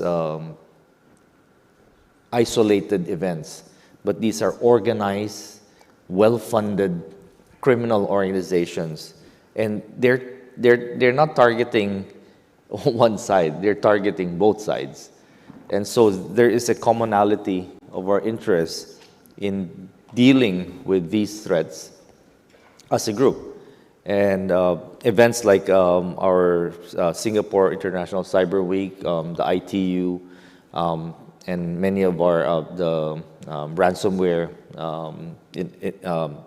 initiatives, all of these actually show to the world that we are not standing in isolation, that there is really a common effort on the part of governments, on the part of regional as well as global leaders to work together in order to address this. And I firmly believe that the bridges that we build in establishing these common approaches to the threats that we all share in common would play a more important role than building more walls in our cyber borders. Thank you. Thank you. Thank you, Secretary. Thank you for helping to sharpen the discussion on bifurcation. I'll come back to you later on some of your insightful observations. Baroness? I very much agree with Director General Struble that technological bifurcation is something we need to avoid. But I wanted to add another angle. I mean, many of the challenges we face are not sort of technological ones, but they're human ones. So differences of values and priorities.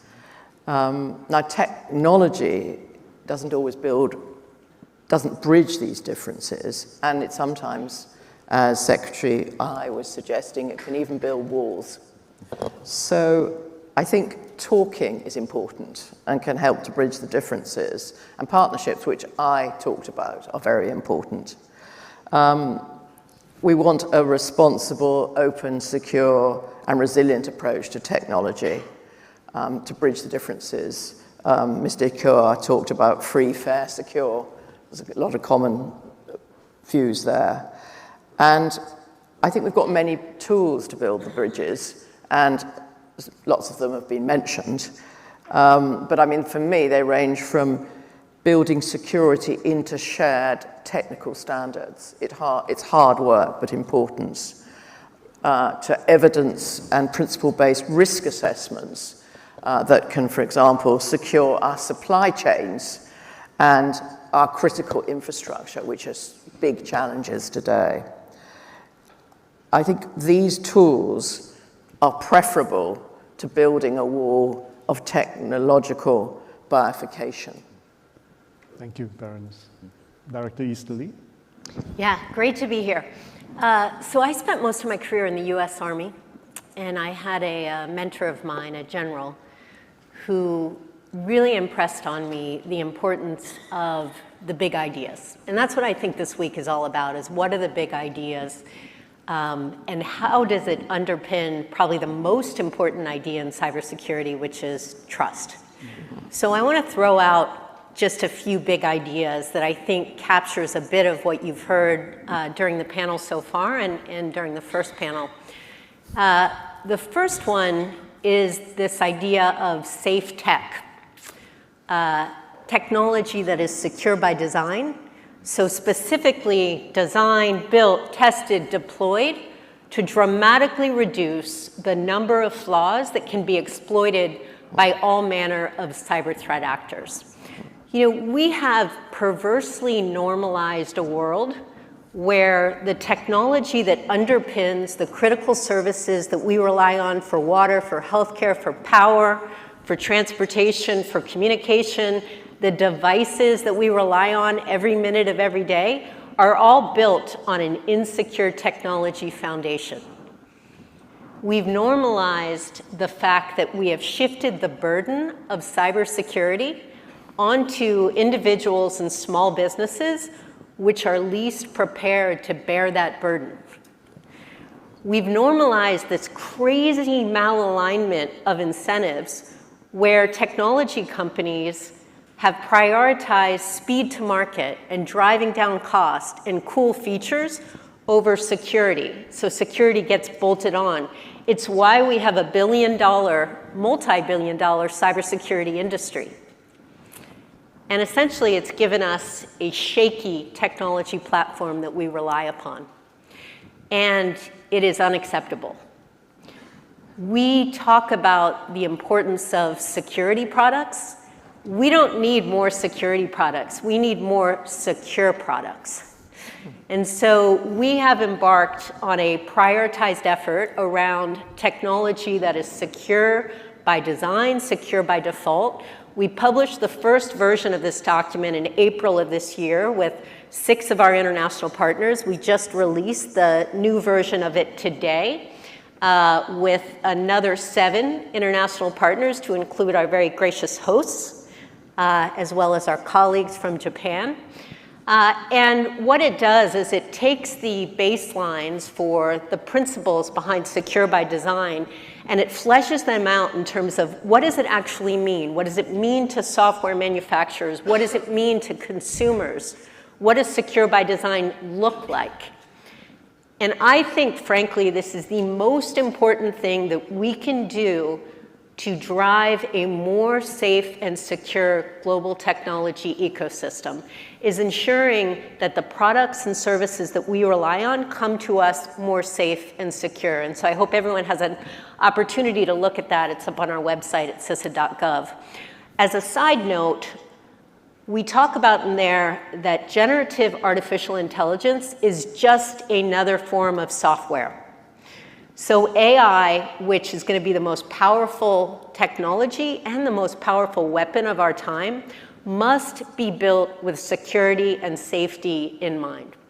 So that's one big idea. The second one, corporate cyber responsibility. CEOs, boards, leaders of businesses at all levels need to embrace cyber risk as a business risk, just like you would embrace equity risk or franchise risk or liquidity risk, and manage it as a matter of good governance. The days of delegating cyber risk to the infotech people, your chief information officer, your chief information security officer, and then firing the poor CISO when you have a breach, those days have to be over. Leaders have to embrace and manage cyber risk as a matter of good governance. Third, persistent operational collaboration. We've been talking about public-private partnerships for decades, and frankly, it's become hackneyed and tired and boring. What we need to do is shift the paradigm to transform these hackneyed public-private partnerships into real-time operational collaboration.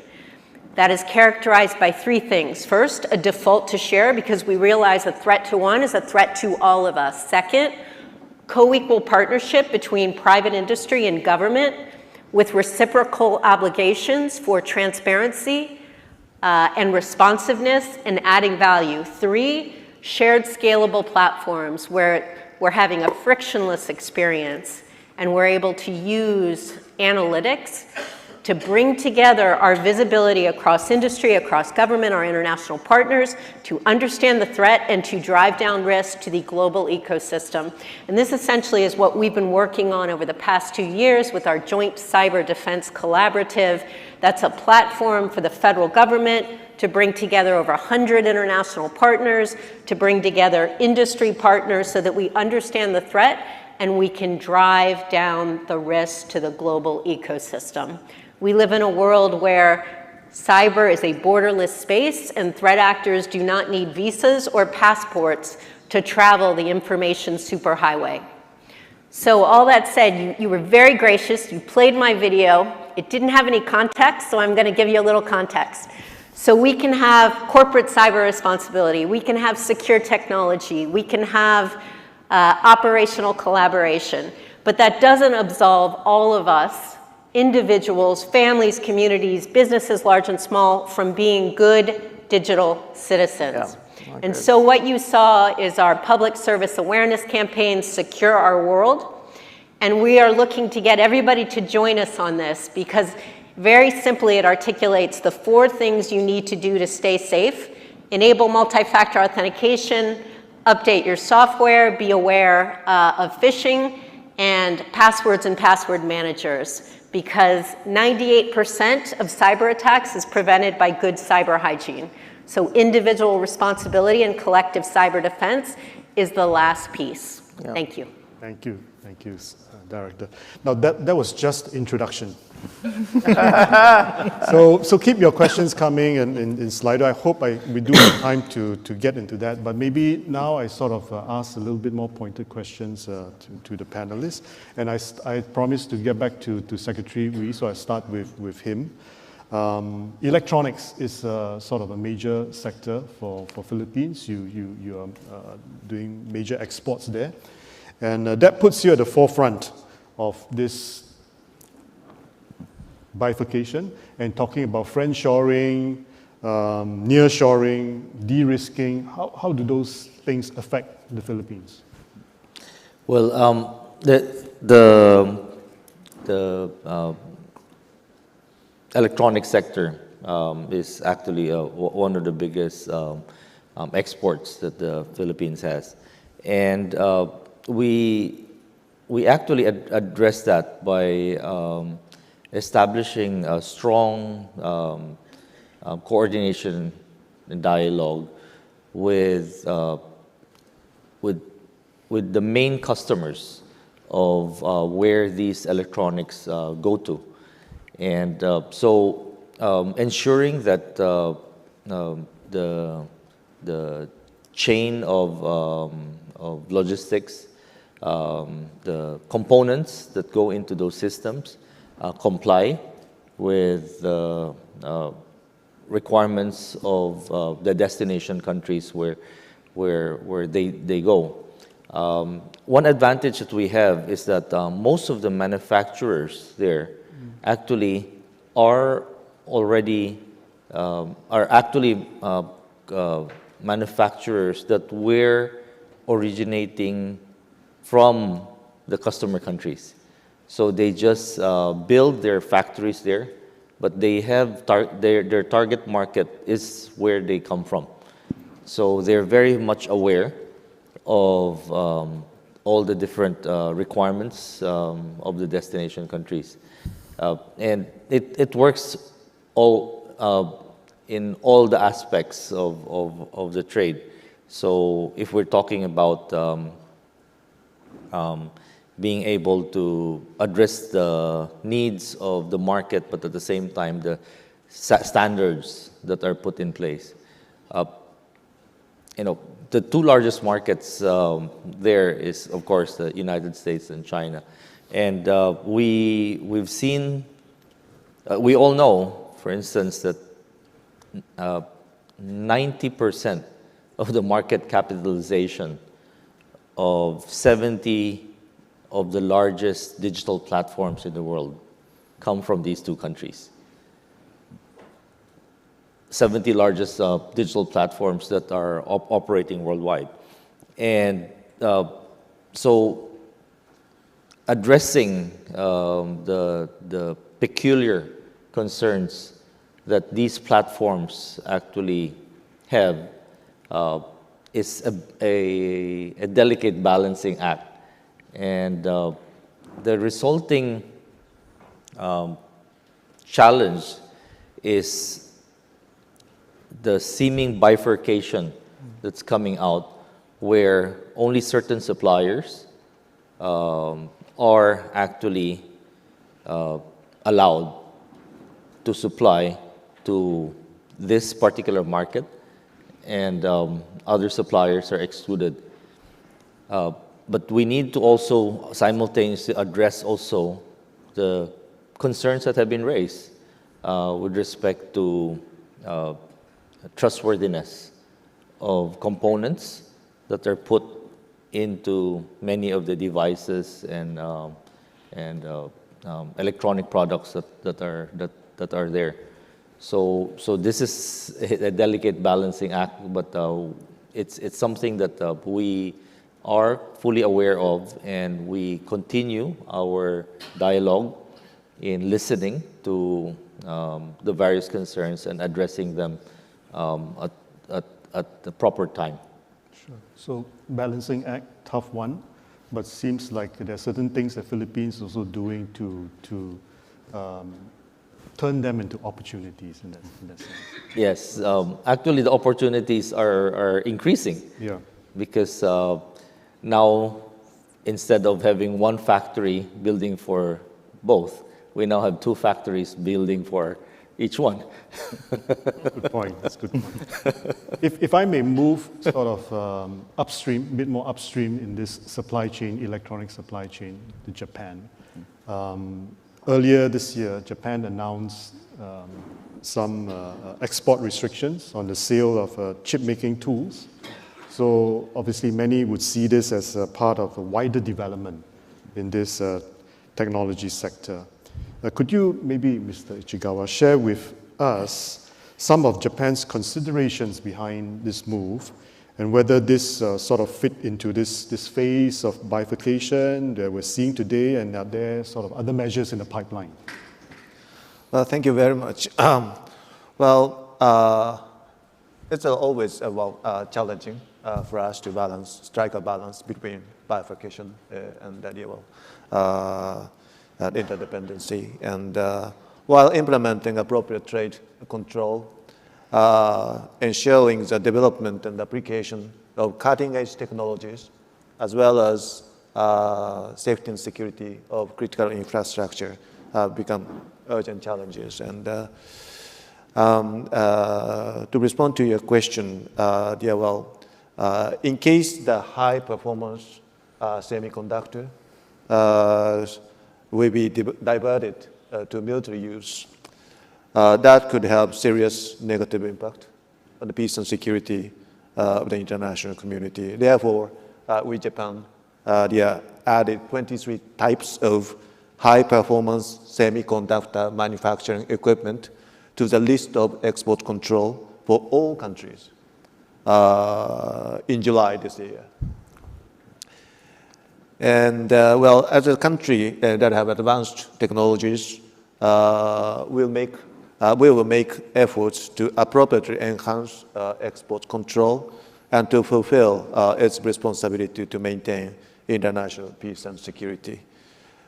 And this measure, does not intend to reach to the bifurcation or decoupling. Rather, this is a part of our effort to mitigate the risks to peace and security, peace and stability in the international community in the era of cyber activities. And so, there is no tangible answer to this question. But this is something the country, responsible country like us, need to explore how to strike a balance between ensuring the interdependency as well as mitigating the risks posed by cyber attacks as much as possible. So this is the background of our measures. Thank you. Thank you very much. Director Easterly. US talked about small yard, high fence, this approach in protecting critical technologies. And obviously, every country has to think about its position in terms of balancing security and interdependence, and the US is no different. But at the same time, it just seems that the yard is also getting bigger, and the fences are also sort of getting higher. So the question is, from your perspective, how does the US determine what goes into this yard and what is outside this yard?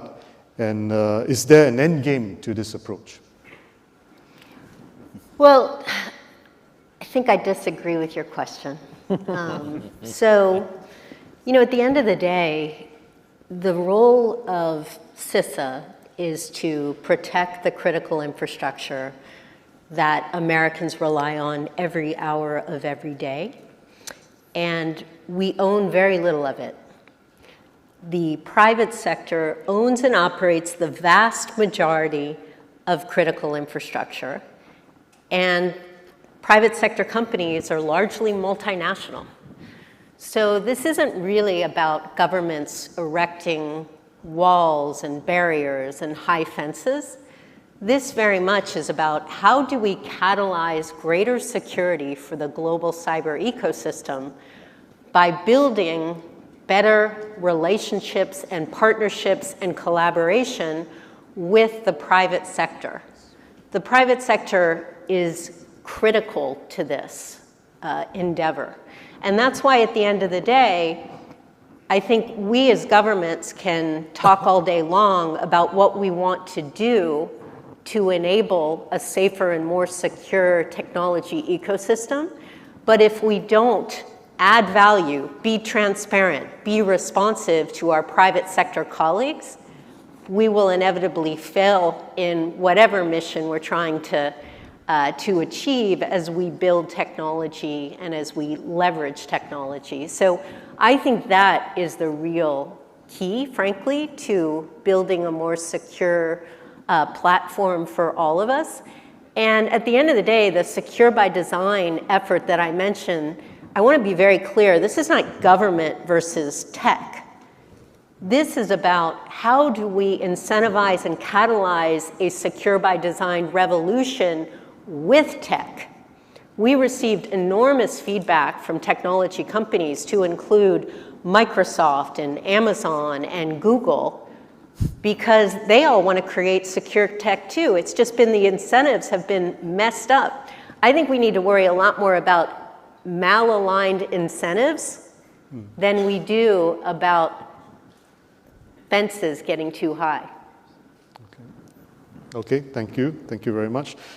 Anyway, I have a son who's doing computer science, and the other one's doing cybersecurity. So maybe between the two of them, they'll sort things out. Rock on. Okay, if I may come back to Director General Struble. Instead of decoupling, the President of the European Commission has said that the EU would adopt a de-risking strategy with a focus on reducing critical dependencies and vulnerabilities. At the same time, we have seen how different EU members try to adopt and pursue varying de-risking strategies. So I'd like to ask you, what does de-risking mean for France? And how does France keep itself safe while staying interconnected and interdependent with the world? Okay.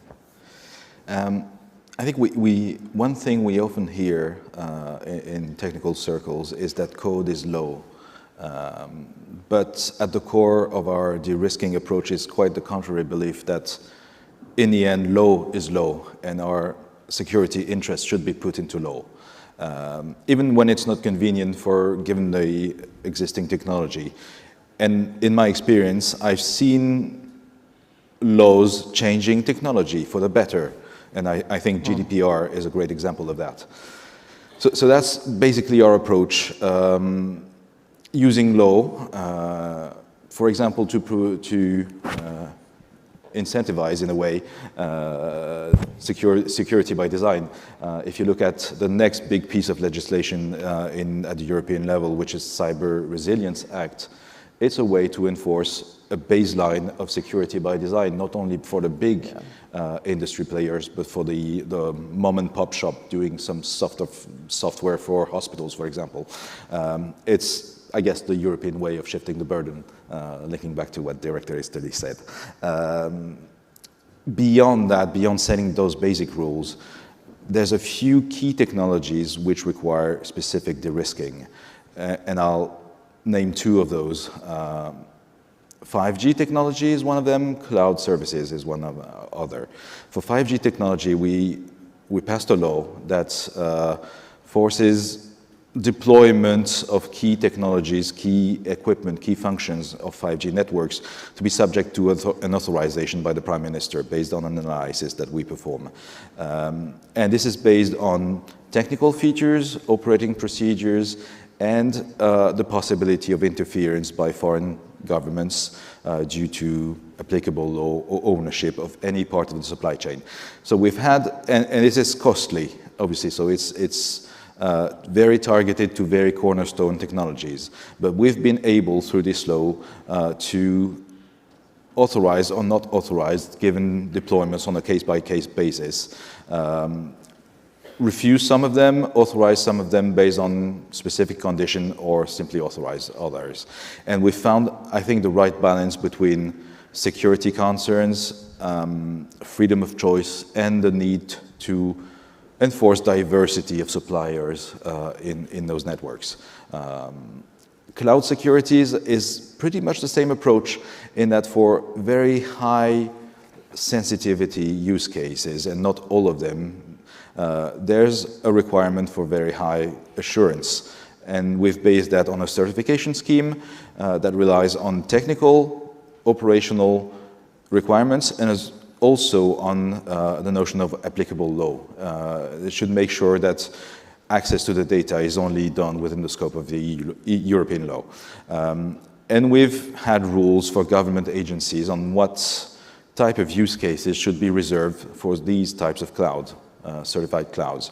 So this provides us a way to get some of the benefits of the cloud solutions, even for very high sensitivity cases where requirements are very high and not purely technical.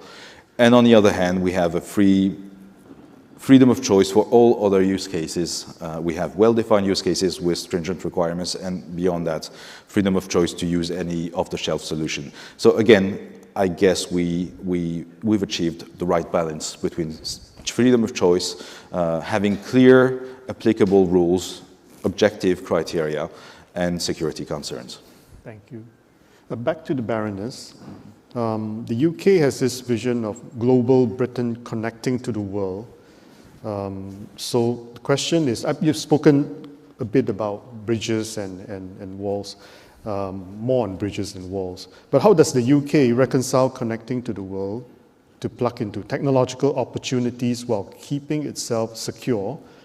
And how can we ensure technology devices, applications, and products remain interoperable so we can continue to communicate and interact with one another? I think the question was for me. Yes. Yes. And I wanted to just say, before I try to answer it, that I very much agree with Jen Easterly about the importance of personal hygiene in cyber. And I was delighted to see the video, and I was worried that actually it was a video, a warning video, that those people were not doing the right thing. So I was waiting to hear from you that although all the things they'd done, they were still going to be scammed. So I was very relieved to hear that this was a public video on this important issue of the whole society approach, which I think is very important. I mean, I think if you look at our experience in the UK, we had an integrated review in 2021 of all our sort of foreign and defense and cyber. And that very much anticipated the global turbulence of the last 2 years and the way the competition is intensifying and the threat from cyber and other things. I mentioned that we put new legislation through our parliament, and that actually included legislation on products and telecoms, the products. And I think the discussion about secure by design is a very useful one. Because, of course, if you can build prevention into your arrangements, whether you're in business, and until last year, I was in the international boardroom because I'm a relatively recent addition as a minister, that is something that you do. And large and responsible companies, many who've been mentioned, do exactly that. The trouble is technology is global. The internet is sort of infinite. And so dealing with the smaller companies and the companies who are not caught is a big difficulty, which is why I believe so much in international cooperation, which is why we're together here talking about these things and trying to work out how not to build bridges, do things that work in a practical way, and do them in billions of ways so that the threat is reduced. Thank you. We've sort of run out of time, but I thought we should get to some of the questions. Well, there are not many. There are 3 here, and I'm just maybe going to pick one or at most 2. And I thought, well, I'll pick the one with the lowest votes, actually, because it talks about private sector, which I felt was quite an important factor in the things that we're discussing. Because when we talk about, security by design, in a way, this might not be what the private sector would be lobbying for. Right? They want to do things their way. They want to do things that make the products more usable and so on, and security sometimes gets in the way, although we understand it's important. So the question is, how can we involve industries in the discussion between security and economic opportunities? I maybe point to Director Easterly, and Vincent, you have something to say later? Yeah. I'll start. Where did your one son studying cybersecurity, the other one studying? Computer science. Oh, okay, great. I thought you said economics there, because I was going to say, really, at the end of the day, this is all an economic problem. Yeah. It's an economic problem for producers, and it's an economic issue for consumers. And so oftentimes, when we talk about secure by design for software manufacturers, we talk about the incentives being cost getting driven down and features and speed to market over security. And then the argument comes back, well, it's, if you build security in, it's going to cost us more. But the problem is we have not done the work to understand the economic consequences of insecure tech on all of our nations. We know that global cybercrime damages are supposed to reach $10.5 trillion by the year 2025. That's the GDP of India, Germany, and the United Kingdom combined.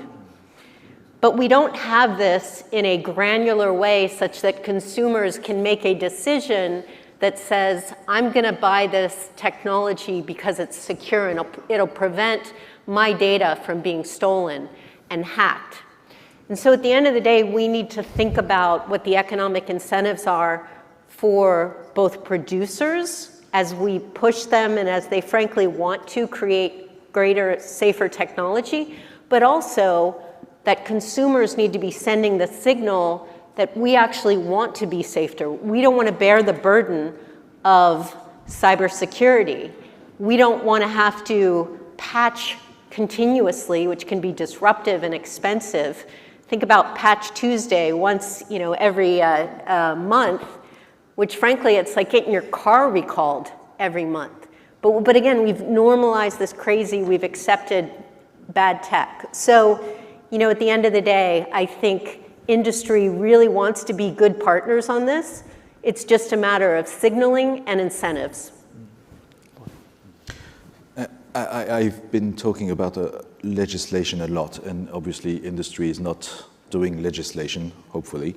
But there's a lot of great discussions to be had beforehand on guidelines and agreeing on responsible behavior for private sector companies.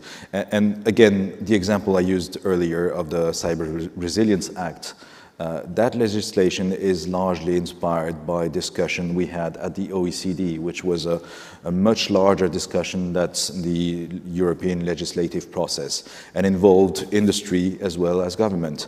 And we agreed on the main guidelines, and then we go to the, boilerplate of writing legislation and getting it voted and so on. And that's purely for governments.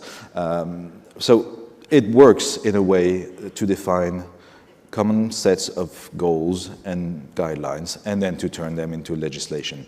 And linking back to the previous roundtable, OECD was a multilateral work, so multilateralism actually works and then turns into action, even in legislation at the European level. Okay, Secretary. Yes. Well, actually, I think a lot has to do with human nature. We react only based on the experience that we go through. And, my analogy is, how many fires did it take before the community decided we need a fire station?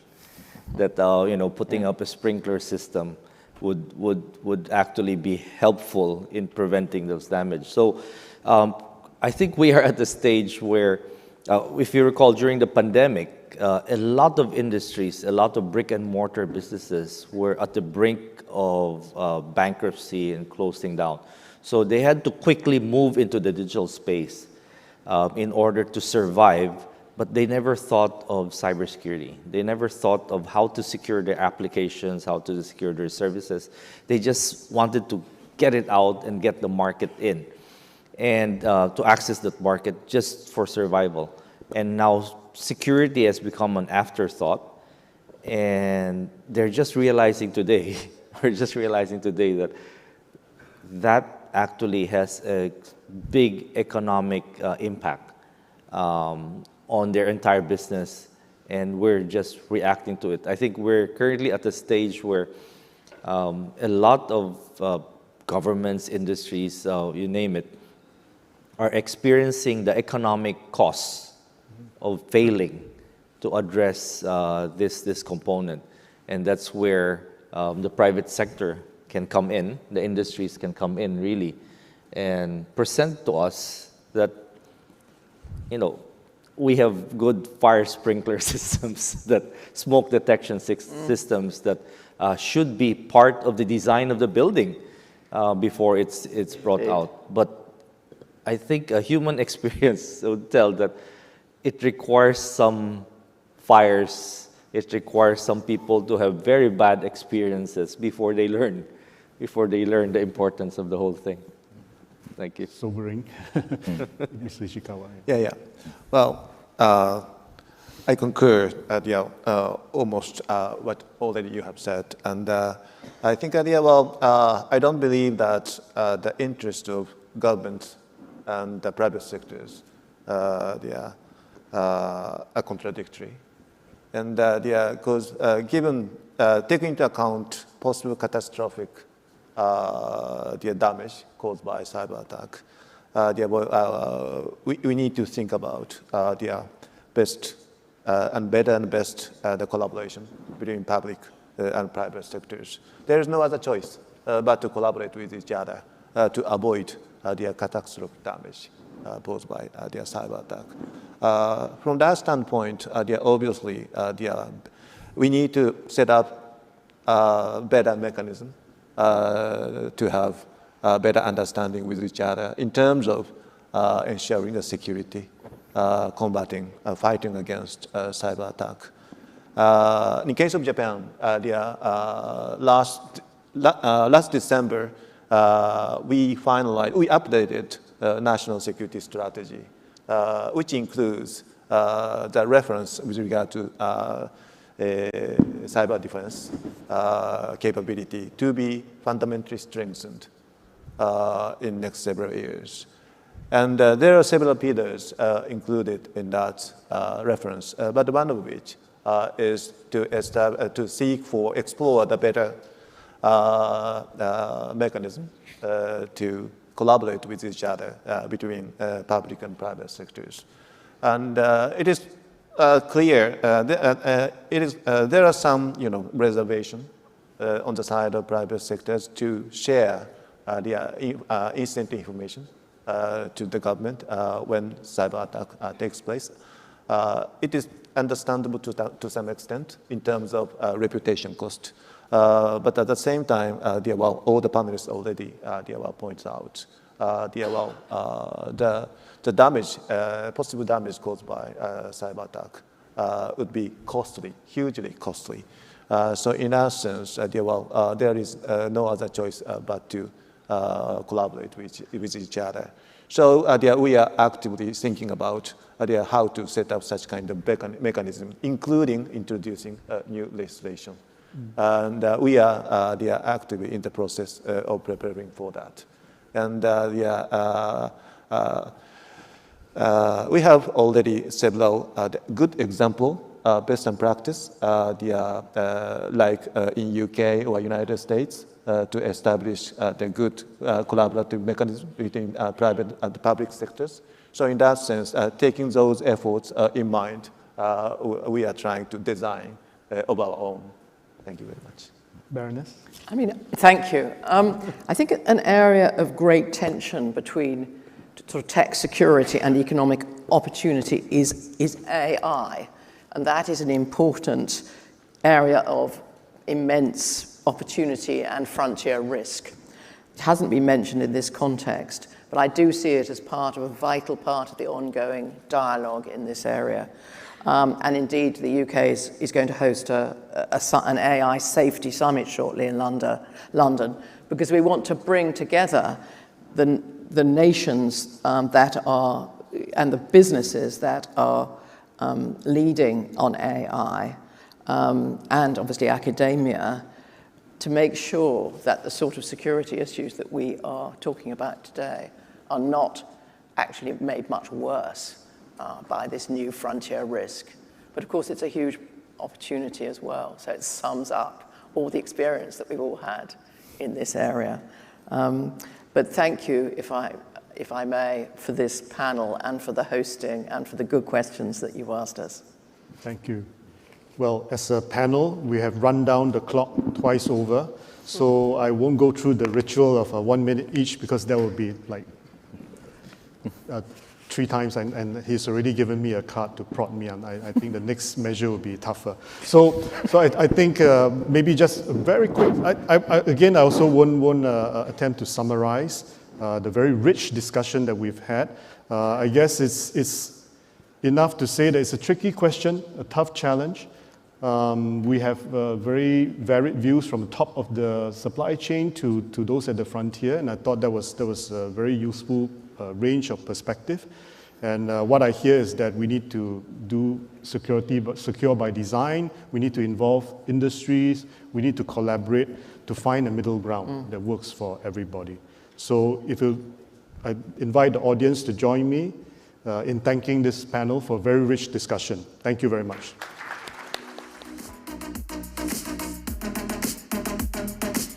Ladies and gentlemen, our third and final high-level panel will be discussing ally or adversary, defining the relationship and roles of big tech and government in the cyberspace.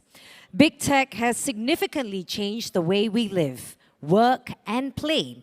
While big tech has brought about many innovations and new opportunities, these technology giants have also posed new challenges to governments.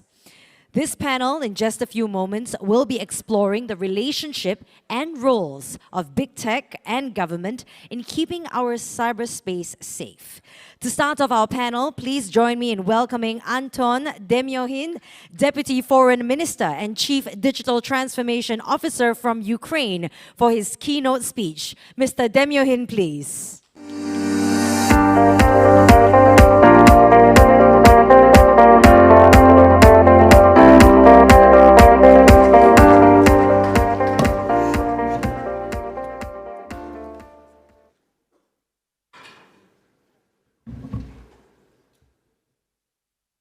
Hello. Your Excellencies, ladies and gentlemen, dear partners. First of all, thank you. It's an honor to be here. Thanks to the Government of Singapore, to the organizers of the event, to Mr. David Koh. I'd like to start by a quote by William Gibson from 2003. "The future has already arrived, it's just not evenly distributed. Yet." And this is why we are all here. There have been some great speeches so far by Mr. Koh, by the Prime Minister, Heng Keat, by Ms. Anne Neuberger, outlining the landscape and the framing thoughts, and that we are shaping the new digital order together, and that it's important that it's rules-based with acceptable and responsible behavior, based on trust, common values, goals, and unity. With the instruments being the new frameworks and partnership models that we are building and working on. There have been some great points on the multilateral, practical, global, and local level frameworks and initiatives, the practical points, by Mr. Tadeusz Szymiński. And there were some points about cyber conflicts, and I'll come to that a little bit later, and the importance of the critical infrastructure, the government data, the citizen data in our digital ecosystem. And we are kind of catching up as countries, nations, in terms of the national infrastructures that we have in cybersecurity, at the same time really rapidly evolving our digital ecosystems. But the new wave of artificial intelligence is coming in 1 to 3 years, and it's already reshaping what we are still building and kind of building the capacities to protect. So we really have little time, not in terms of rush or panic, but in terms of the way we should realize that we should all work together really intensely to make sure we are ready for the future that is kind of arriving faster and faster, being more evenly distributed at a greater exponential pace. Just before I go to the practical kind of implications in terms of government, big tech, through the prism of what's been happening in Ukraine since the start of full-scale war of Russia against Ukraine last year in February. I would like to also send the warmest greetings from the government of Ukraine for the Deputy Prime Minister Fedorov, from the Foreign Minister Kuleba, and making the 2 points here that showing here this unity of the government, the Deputy Prime Minister for Innovations, Development of Education, Science and Technologies, which kind of shows how these things are interlinked, and this is the way that position is called now for the Deputy Prime Minister, and also he's the Minister of Digital Transformation of Ukraine. And the second point is that this is the kind of the drivers of digital development and international cooperation, having the Ministry of Digital Transformations and the Foreign Ministry working together to work together with you as well, and to work on our common challenges. So let's quickly put the context and practical experience together.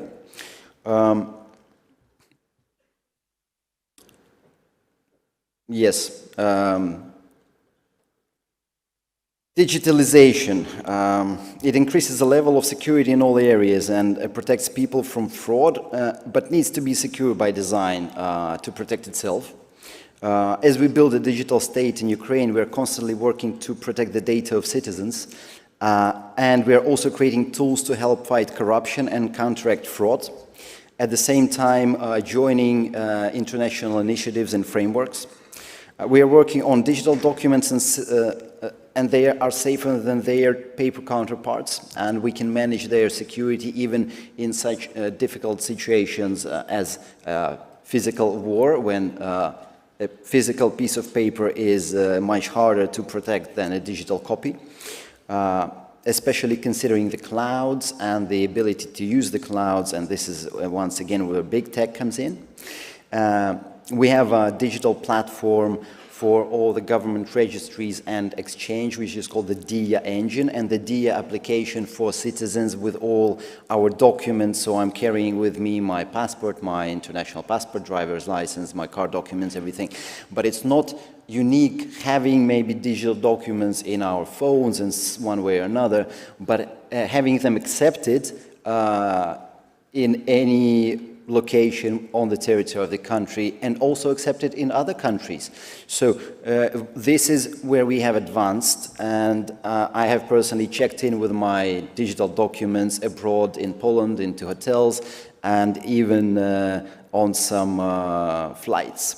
So this is also an area where we should work together to make sure our digital documents of all our nations, our countries, are accepted worldwide. This is interoperability, and this is a certain work that we need to do as diplomats and as countries to create that legislation and acceptance of our digital documents.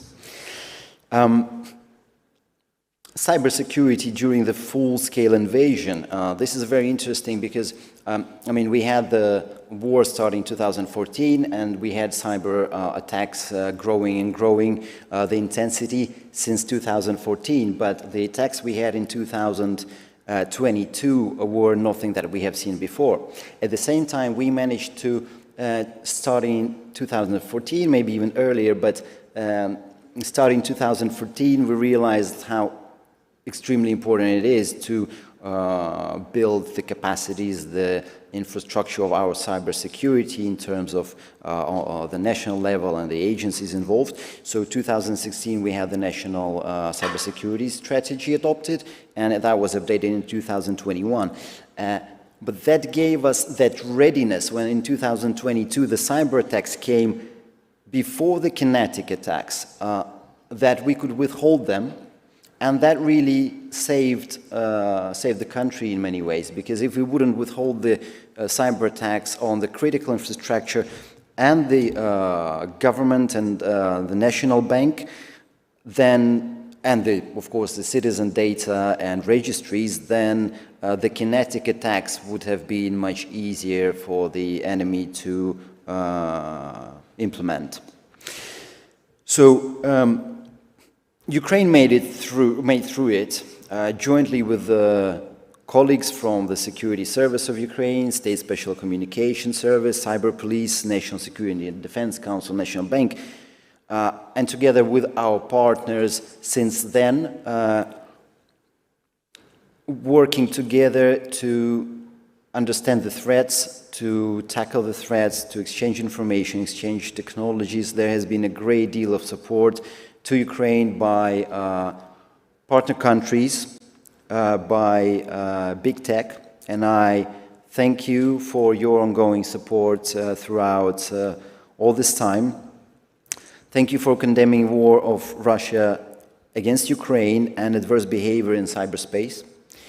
And thank you for joining the peace formula of our President Zelensky, as what we're doing here is, at Singapore Cyber Week, is also about peace in the cyberspace. Continuing what we do at the Ministry of Foreign Affairs, to be able to work with these challenges, we created a cyber diplomacy unit. Just last Friday, we had the team being assigned, so we'll have this dynamics growing. Of course, we used to do it just as it is in many countries. It's a step of evolution. We had that function as part of the International Security Department. But it's not enough now, because cyber domain is so diverse, so requiring that it's not about technology as much as it is about international law, partnerships, frameworks, initiatives, collaboration, communications. So we are doing other digital transformation things at the MFA, but I'll skip that for now. It's not a topic for this discussion. What I would like to make an accent on, that we have focused on strengthening the cyber sector, which aims to ensure effective coordination of and regulation of legal relations. We adopted the implementation plan for the cybersecurity strategy of Ukraine. The main foreign policy fairway of Ukraine in the field of cybersecurity is the deepening of European integration processes through the unification of approaches, methods, and means of ensuring cybersecurity with established NATO practices, taking other measures agreed with foreign partners aimed at strengthening Ukraine's cyber resilience, development of capabilities of the national cybersecurity system and protection of national interests in cyberspace. External coordination strategy focuses on international subjects of the public sector, including US, EU, and NATO governments. We established cybersecurity dialogues between the US and Ukraine and conducted already 2 rounds of EU and Ukraine cyber dialogues. And we look forward to strengthen our relationship with countries of ASEAN and with Singapore, and develop our cyber dialogues here as well, sharing also our experience in terms of threats and the ways that we can get prepared for not only war conflicts, but any kind of turbulences, as we may see happening in terms of the way nature shows itself in the recent years, where this also causes certain disruptions and, of course, risk to losing physical paper copies or damaging the critical infrastructure, which can lead to extra cybersecurity threats. So, we built up the space to discuss bilateral cooperation between Ukraine and the European Union in terms of policy making, digital sovereignty, and shaping the secure cyber landscape. We have a roadmap on AI, and we're working with our countries to get our roots aligned here to make sure that AI is developed in a regulated, safe way before it explodes.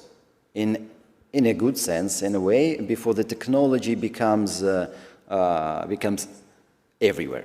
And this is a point where everything will change drastically. So all the many things we are thinking about the future, how we will deal with that, will change just one moment as soon as AI will become a standard daily tool that's integrated into everything. And it's already there, it's just not had that critical mass yet. So we must get ready for that as well, and there's a lot to do in terms of regulations, and that's where the big tech partnership is also important, that we do it together as governments and as big tech, not only on cybersecurity, but also on AI.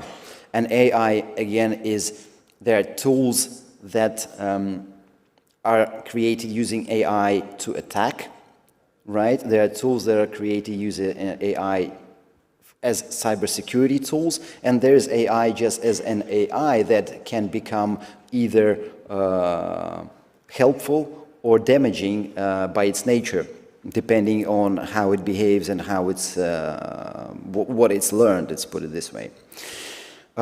Ukraine has joined the NATO Cooperative Cyber Defense Center of Excellence last year, which is also an honor for us. And a great opportunity to exchange our experience and to learn from the partner nations. And we are working further to strengthen our diplomatic connections and our cyber diplomacy function to do everything that we have discussed today and that our honorable speakers before me have highlighted in this context. So, cooperation with big tech, just a few points. Thank you for bearing with me. I just wanted to, put the whole kind of context on the table before we get into the discussion.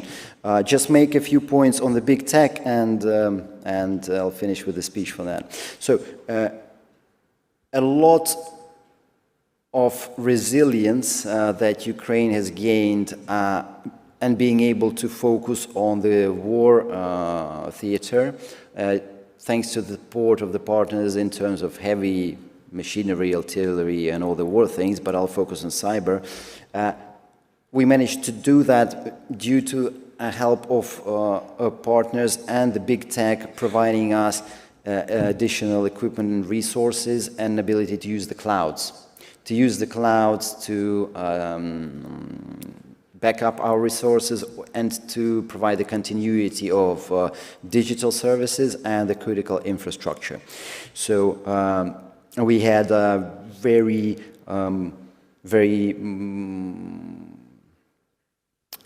dense. We had a great cooperation so far with Amazon, Microsoft, Google, Meta, with some of the cybersecurity organizations like Palantir, Future Recorded, and please don't take it as advertisements in any way, but we all know the main big tech companies in the world, and that was of great help. We had great cooperation with cybersecurity agencies around the world, with the Singapore Cybersecurity Agency, with CISA, with other countries, and that's also giving us this momentum to be able to deal with all the challenges, by at the same time dealing with the war and with immense cyber attacks. So, coming to the big tech question and public-private partnership, we need to realize that to be able to use these opportunities and to develop these partnerships, we need to have the national cybersecurity architecture in place, the correct legislation, and the right capacities in terms of people, processes, and technology, and only then we can utilize the partnerships effectively with the big tech. So at this point, thank you for bearing with me once again. I'll just finish here and continue to the Q&A session, or the discussion, whatever it will be. Thank you. Thank you very much, Mr. Demirel. If you could kindly remain on stage and join us at the sofas, please, for the panel. For the question and answer segment, you're welcome to go to slido.com and put in the hashtag SICWOP. Alternatively, you can scan the QR codes before you to engage with our panel. Speaking of which, please join me in welcoming our panelists onto the stage. Miss Anne-Marie Engtoft Melgo, Tech Ambassador of Denmark.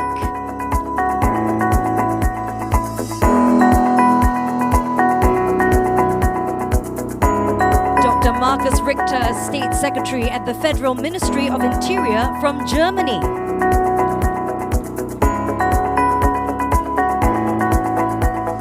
Yang Bahagia Dato Technologist Dr. Haji Amiruddin Abdul Wahab, Chief Executive Officer of Cybersecurity Malaysia.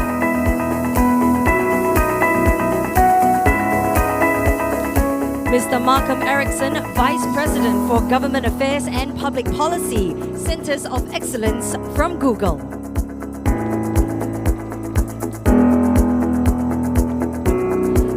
Please join me in welcoming our moderator for the panel, Ms. Gwenda Fong, Deputy Secretary, Development and Regulation from the Ministry of Communications and Information. The stage is all yours. Good afternoon, Excellencies, distinguished guests, colleagues, and friends. Thank you very much for staying for this third panel of a very long morning. We just have slightly over 20 minutes on the clock, so we have our work cut out for us. The previous two panels talked about international cyber discussions, multilateralism, and tech bifurcation. It was interesting to me, though, that there were questions and comments on the role of the tech industry, so it shows a lot of interest in that regard, and this is the panel that we can go into that in a little bit more depth. In the past, a lot of the cutting-edge technologies were developed and driven by governments and the military, but today, things have changed. Governments no longer have a monopoly on the most advanced technologies, and this is largely in the hands of big tech. In fact, in the digital space, many of the technology infrastructure, platforms, and services are owned and maintained by big tech companies. So this has led to innovations that we have all experienced and enjoy in our day-to-day lives, but it also means that there are growing vulnerabilities and risks arising from the application of these technologies. For instance, it's not uncommon to read of data leaks, of ransomware attacks, and exploitation of zero-day vulnerabilities. So the question that governments need to grapple with is how do we deal with these risks and protect our communities, and how do we navigate the relationship with big tech? So these are very difficult and complex questions that we need to consider, and I'm really glad to have on stage with me distinguished panelists who help us to unpack this a little bit. So allow me to first introduce the panelists before we go into the discussions. First, we have the Tech Ambassador from Denmark, Anne-Marie Engtoft Melgaard, whose role puts her at the nexus of government and big tech relations. Next, we have German State Secretary, Ministry of Interior, Markus Richter, who will be able to share your perspective from the national and public security angle. Next, we have the Chief Executive Officer, Cybersecurity Malaysia, Amiruddin Abdul Wahab, who can share the perspective from an ASEAN state. Then we have heard from Deputy Foreign Minister and Chief Digital Transformation Officer, His Excellency Anton de Mockin. And last but certainly not least, we have Google's Vice President for Public Policy and Government Affairs, Malcolm Erickson, who will provide a perspective from the private sector. So to all my audience members, please enter your questions onto Slido as we go along so that we can cover a couple of questions at the end. So I would like to address my first question to Ambassador Melgaard, since we had the pleasure of being seated next to each other at dinner last night. Several years ago, Denmark appointed its first tech ambassador based in the Silicon Valley. And this was perhaps a pioneering move that marked the shift in how governments related to big tech. So you've taken over as tech ambassador for the past 3 years. So how do you think the role and influence of big tech in cyberspace has shifted during this time? And what do you think, how do you think the appointment of a tech ambassador has served the needs of your country? First of all, thank you so much for the invitation to be here, and it's wonderful to be in state with these gentlemen. I think there are 3 things to say about how the world, and I think the role of big tech has changed in the past 6 years that Denmark had tech diplomacy. First of all, back in 2017, we were still really excited about new technologies. At that time, myself, I worked at the World Economic Forum, and there was this optimism. We talked about the opportunities, and we talked about how we're going to put everything on the blockchain and how AI would help us solve almost any imaginable problem. And then fast forward, when I entered and came to Silicon Valley in 2020, it was a much more pessimistic outlook. that pendulum swing from excitement to somewhat pessimism. It was at the back of that a lot of European regulation came. This question, have we not been regulating social media and the big platforms? It was at the back of a major cyber attacks, many of them also hitting very close to home, both Danish industry and Danish government. It was after the Cambridge Analytica scandal. So this pendulum swung, I think, led to many things. One of them, a maturation both in the tech industry and in governments on these issues. When I came to Silicon Valley, and when Denmark started out there, people were saying, you know, why are you sending diplomats out here? And now we are, some of them are getting coffees right now, but there's quite a lot of us, tech ambassadors, who have been appointed to represent our countries in a much more mature, concerted effort for dialogue with big tech. And on the other side, big tech has been hiring great diplomats too, recognizing the need for engaging strategically with governments. And so the maturation of this relationship between government and big tech has gone from the regulator meeting the lobbyist to a more strategic conversation about values, about what it means to increasingly become a geopolitical actor. And I think that is the third thing that talks to what is characterizing this relationship. So the pendulum swing, a maturity on both sides to understand technology, to understand government's positions, to understand our respective roles. And then the third is on the recognition that the sort of naive times where we could talk about technology as neutral platforms is over. Technology companies are geopolitical actors in a fragmented global world, and where the decisions big tech are making can have an impact on peace, prosperity, economic opportunity, growth. I mean, I think the Ukraine and what you just spoke of, Deputy Vice Minister, I think is some of the best examples of that. But it is not only in Ukraine. It is right now on the mis and disinformation around the Israel-Hamas conflict. It is in all aspects of society where we think about the critical infrastructure has been outsourced to private entities. And so sometimes there's a question, has it been a bit of a sort of a Don Quixote sending me out to Silicon Valley to battle windmills? You know, obviously a small country like Denmark is not going to change the course of everything. But sending someone out to, first of all, make sure that we represent Danish values, interests, perspectives on some of the most important conversations on the critical infrastructure underpinning not only the Danish labor market, financial market, economic opportunities, but our democracy, our education system, our healthcare system, I think really speaks to a defined new partnership, and Jenny Easterly from CISA said it really well. We're way past the great speeches about multi-stakeholderism. It's about operationalizing real-time efforts that goes beyond the lobbyist regulator and much more into a strategic conversation. Thank you for that. I think it's heartening to hear that at least you've seen a growing optimism or maturing of the conversation and of the relations. And I certainly agree with your point that big tech and the decisions they make can have an impact on peace and security. And we'll get to that with the Deputy Foreign Minister in a little bit. My next question is for State Secretary Richter. The threats in the cyber landscape have evolved rapidly and intensified, with some notable disconcerting trends in 2022. So in a recent report released by the Cybersecurity Agency of Singapore, we identified several cybersecurity challenges, for instance, threats to operational technology, the expansion of ransomware attacks, and the role of non-state actors in a conflict. So how do these cyber threats and challenges compare to those in the past? And how can governments work with big tech to address the existing as well as new challenges in cyberspace?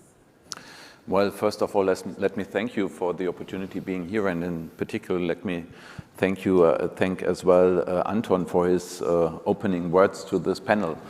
I think many themes we are talking about you can experience on a sad occasion in Ukraine due to the Russian war of aggression. And I'm not only since my visit to Ukraine, I'm really excited to see how much you are looking forward and creating innovation at the same time, dealing with security issues. And we are together in joint projects on the EU level in this step of electronic ID. And I think that's the way, creating the future together also with big tech, but at the same time having in mind also the risks which are coming with it. And therefore, I think we are talking about two sides, or I would say three sides of a coin. If you take a closer look, you will recognize that there are three sides. The one is really making innovation possible, creating space that innovation can take place. And at the other side, you have regulation, legislation, and there comes in the third side, which I would call purpose and values. You know, the legislative processes within the governments, the countries, should be sensible processes to make sure that we create environments where not only innovation can take place, but where they contribute to a better world in the end.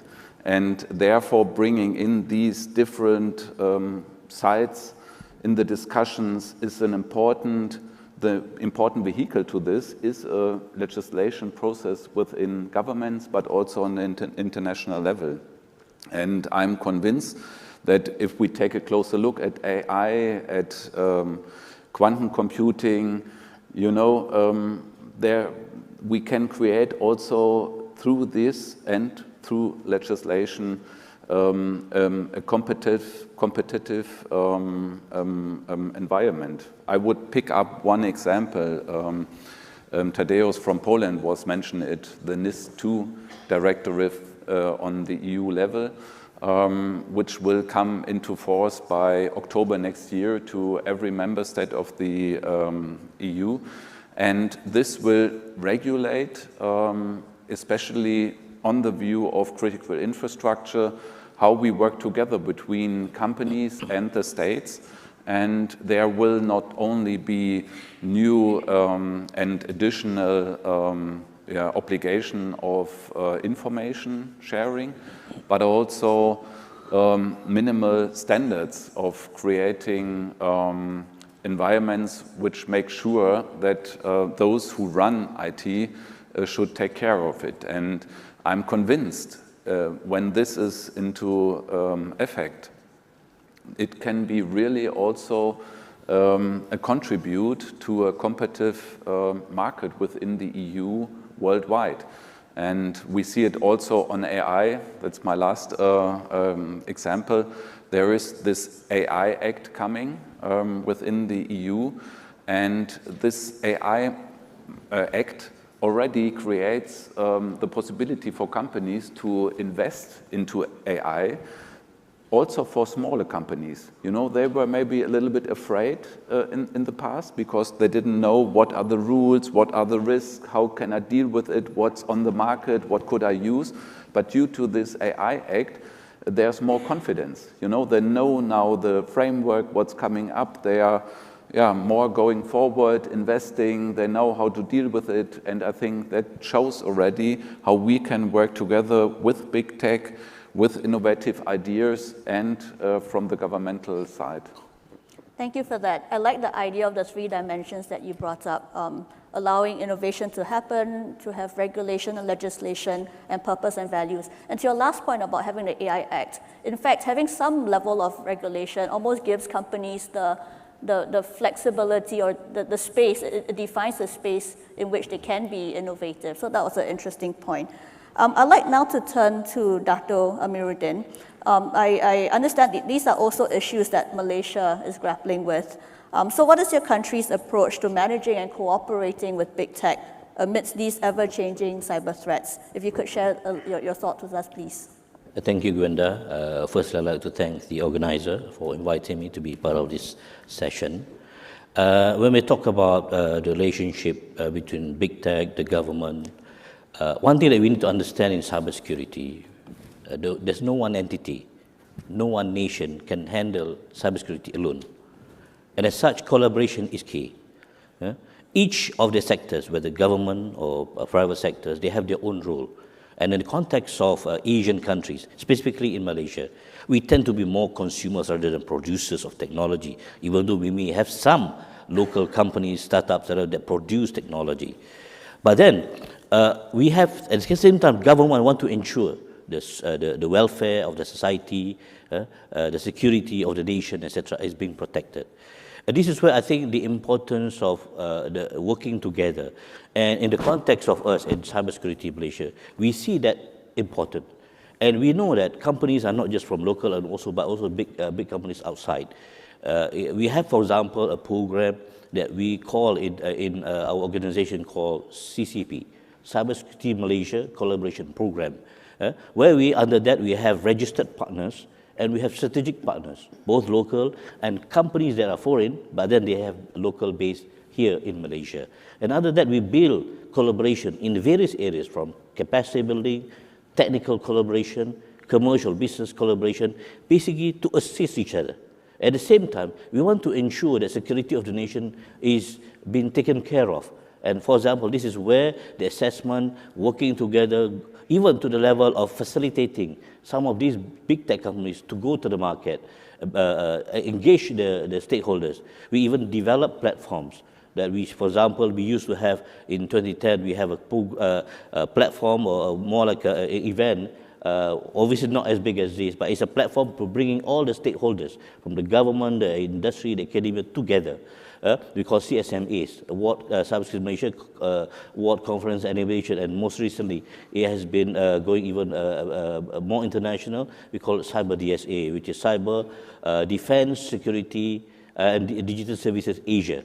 So the idea is that we need to ensure that while we know that we need to work to collaborate together, the respect must be there. That means despite that big companies who maybe last time in the previous traditional era, maybe it can be seen in terms of the global governance, it may not be seen as a main actor. Government is the actor, but now in the cyberspace, big tech companies play a very crucial, even as a non-state actor, they become a crucial player that decide on the governance of how we govern both local and also at the international level in terms of cyberspace. So that's why the importance of ensuring we can make use of the technology and innovation for the benefit of society. But at the same time, we need to ensure that the big tech companies also cooperate by ensuring that compliance to the law, which may be different, the law and culture of the countries in Asia, which may be different than those in the, for example, in the Western countries. So these are things that, at the same time, giving them the opportunity to grow by facilitating through policy incentive in terms of commercial business opportunities in the country. So this is how I would say the sharing of in case of Malaysia, and I believe also may apply to some other countries in Southeast Asia, etc. The importance of working together, regardless of at the same time respecting and knowing the roles of each of the big techs and also government in protecting the cyberspace. Thank you, Dato. I think it's very important not just to have strategic agreements and MOUs, but actually for it to translate into practical things, whether it's capacity building or technical cooperation, and for the big tech to also understand the local context in which it operates. Certainly very useful points. Now, if I could turn to Deputy Foreign Minister. So in the report that was published by the CSA, one of the trends that we saw was the involvement of big tech companies within the geopolitical arena. This is something that you touched on in your speech briefly, but I thought we could ask you to talk a little bit more about your view on the role that big tech plays within the geopolitical space. Thank you. I would like to maybe highlight a few interesting aspects that are a challenge for all of us for the future, and where the frameworks and regulations and certain approaches and methodologies must be applied. Because with the war of Russia against Ukraine, it's quite obvious that, who's on the side of light and who's not, and where the adversary is. And so it's quite clear for the big tech companies if they can provide the support or if they can, for example, as Google did, deny certain services on the territory of Russia because of their aggression in Ukraine. And the companies, big tech companies, can do that because it's clear who's right and who's wrong. But looking further into the future where the world is going, there may be conflicts that are not clear. It may not be clear which side to take, right? And in this case, these advantages may be very difficult to apply. That's one case. Another case that we should also think about is the technologies that are being available and certain expert control procedures that are now that now should be updated, because most of them were focused, let's put it this, on like, well, on not cyber-related things, right? So the cryptography got in place, but surely this, the scope of technology is much wider now that's being used in the cyber domain. So the expert control. Another point is that we have space, right? So we have Starlinks, we have certain resources available in space, and surely these will be regulated by government. Some of them may be owned and controlled by government, but again, big tech would be the companies that will be using space as one of the environments to store data. And that again is important to create certain backups of data for humanity in terms of natural catastrophes, right? Okay, let's put aside the risks of any crazy thing like the World War III. It's being now promoted in many ways. But just thinking about natural catastrophes is also important, that the space is utilized. And again, this is where big tech comes in, having those technologies, advancements, and resources. And we were quite lucky in terms of receiving that support and help. Right, but again, we must think about the sustainability of these partnerships, because for a short period of time, we can understand that it may be, okay, let's put it, it may be okay to provide those resources, having those resources already available at the data centers, and that not being really painful for the big tech companies. But in terms of long term, if the conflict that we have, the war in Ukraine, it goes long term, will it be possible for big tech to provide that support long term? What mechanisms should we invent? What frameworks to make those partnerships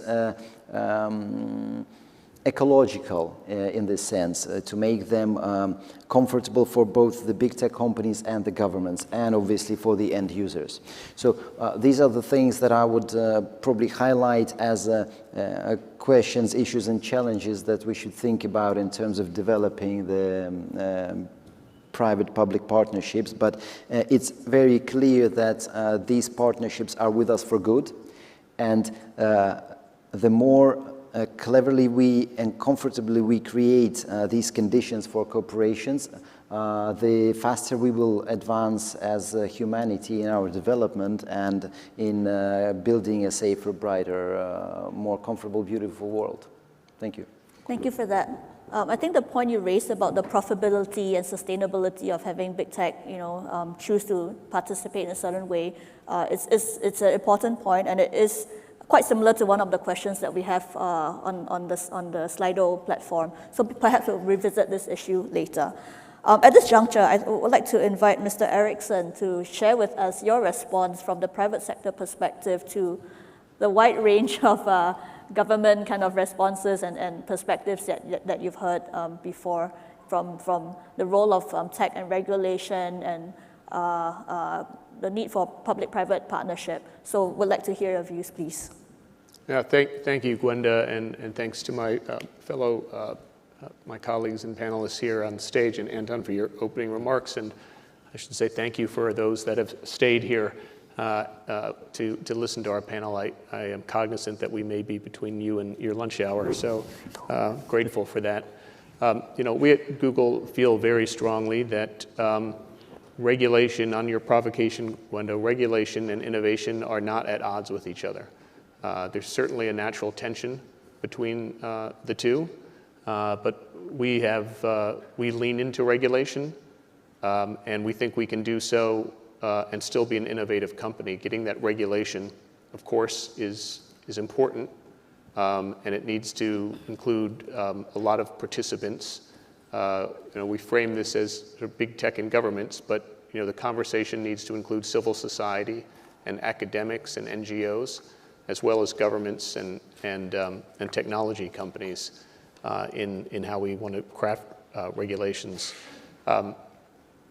4 years ago, when I started at Google, a couple of months after I started, our CEO in Europe, I think, was the first big tech CEO that called for regulation of AI in Europe. And he said that AI was too important not to regulate, but AI was too important not to regulate well. And I think that's our North Star, that we want to make sure that we are regulating smartly, and we're doing so thoughtfully, and doing so with an understanding that it's very rarely one and done, that regulation can happen and we can iterate on those regulations when we need to. So we don't need to feel like there's only one shot at that. Just to talk about regulation, of course, is one tool in a toolbox of many tools. So in the AI conversation today, we're seeing conversations that are happening around high-level principles. We have, in the US, the White House commitments that we've signed up to, the G7 process. It's been mentioned, the UK Safety Summit, which is coming up soon. And it's really important for the conversation to have these international convenings and international organizations try to coalesce around a set of principles on how AI should be governed, because that will help create a globally interoperable regulatory environment. There's rooms for standard setting where that's appropriate. So in places like misinformation around generative AI, we've just beta tested a new watermarking tool to ensure that consumers and others that are using generative AI products, that there's transparency that the image was created synthetically, and it's not organic. And one can see very quickly that there's going to have to be some standards and cooperation among many actors so that those watermarks can be interoperable and understood by various entities. So standard setting is an important part of this process. Codes of conduct, which is something Europe and the UK have leaned into under their various regulations. Those voluntary codes of conduct that serve as a bit of a safe harbor to indicate to the regulator that there's a certain level of commitment that's being made, and signals that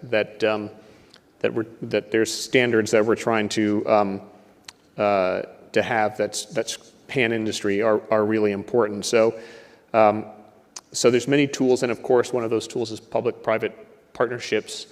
And Gwenda, the Deputy Prime Minister, this morning announced the partnership between the CSA here in Singapore and Google. We're very proud of that partnership. We're very happy that we hope it'll help CSA's mission to improve and bolster the cyber resiliency in Singapore. So those public-private partnerships are very important. But maybe just a final point on this, which is industry should not wait for regulation. We've talked a lot about cybersecurity, and we feel very strongly that having a security by default, building in cybersecurity protections into our products from the beginning, that's table stakes now. One has to do that. Why do we have to do that? Among other things, there are more geopolitical tensions around the world. That's creating more threats, more vulnerabilities, more actors that are looking to exploit vulnerabilities. We've seen some major breaches like the SolarWinds breach and the like. And there's less multilateral cooperation than there was several years ago. So we can't wait for sometimes international agreement on cybersecurity standards. We need to adopt those. At Google, our mission is to organize the world's information and make it universally accessible and useful. It's not going to be useful if we can't guarantee a safe and secure environment for our users and customers to feel that they can communicate, and that their data is going to be protected and secure. So things like multi-factor authentication and deprecating passwords that are old, and encryption. Those kind of things are table stakes and important to do. So it's, I'd say, critical that we not wait for regulation, but take action to ensure that we are creating a trusted environment. Cybersecurity is one example. AI is another example, but there's many, many others. We feel like we have a responsibility to rise to the moment. Thank you for that. Unfortunately, we really have run down the clock, and I've been shown the red card that we do need to end because we stand between the audience and lunch. Maybe just by way of quick summary, I think we've heard from the various panelists that there is a lot of scope for very collaborative and consultative and good, partnerships between the public and private sectors, whether it's in designing regulation and having practical capacity building, training initiatives, or information sharing. So there's really a lot of scope, and it's really up to us as policymakers and members of industry to find those pockets of opportunity for us to come together to deal with this very challenging issue of cybersecurity. So with that, I ask that you join me to thank our distinguished panelists for the time and for the insights that have been shared. Thank you.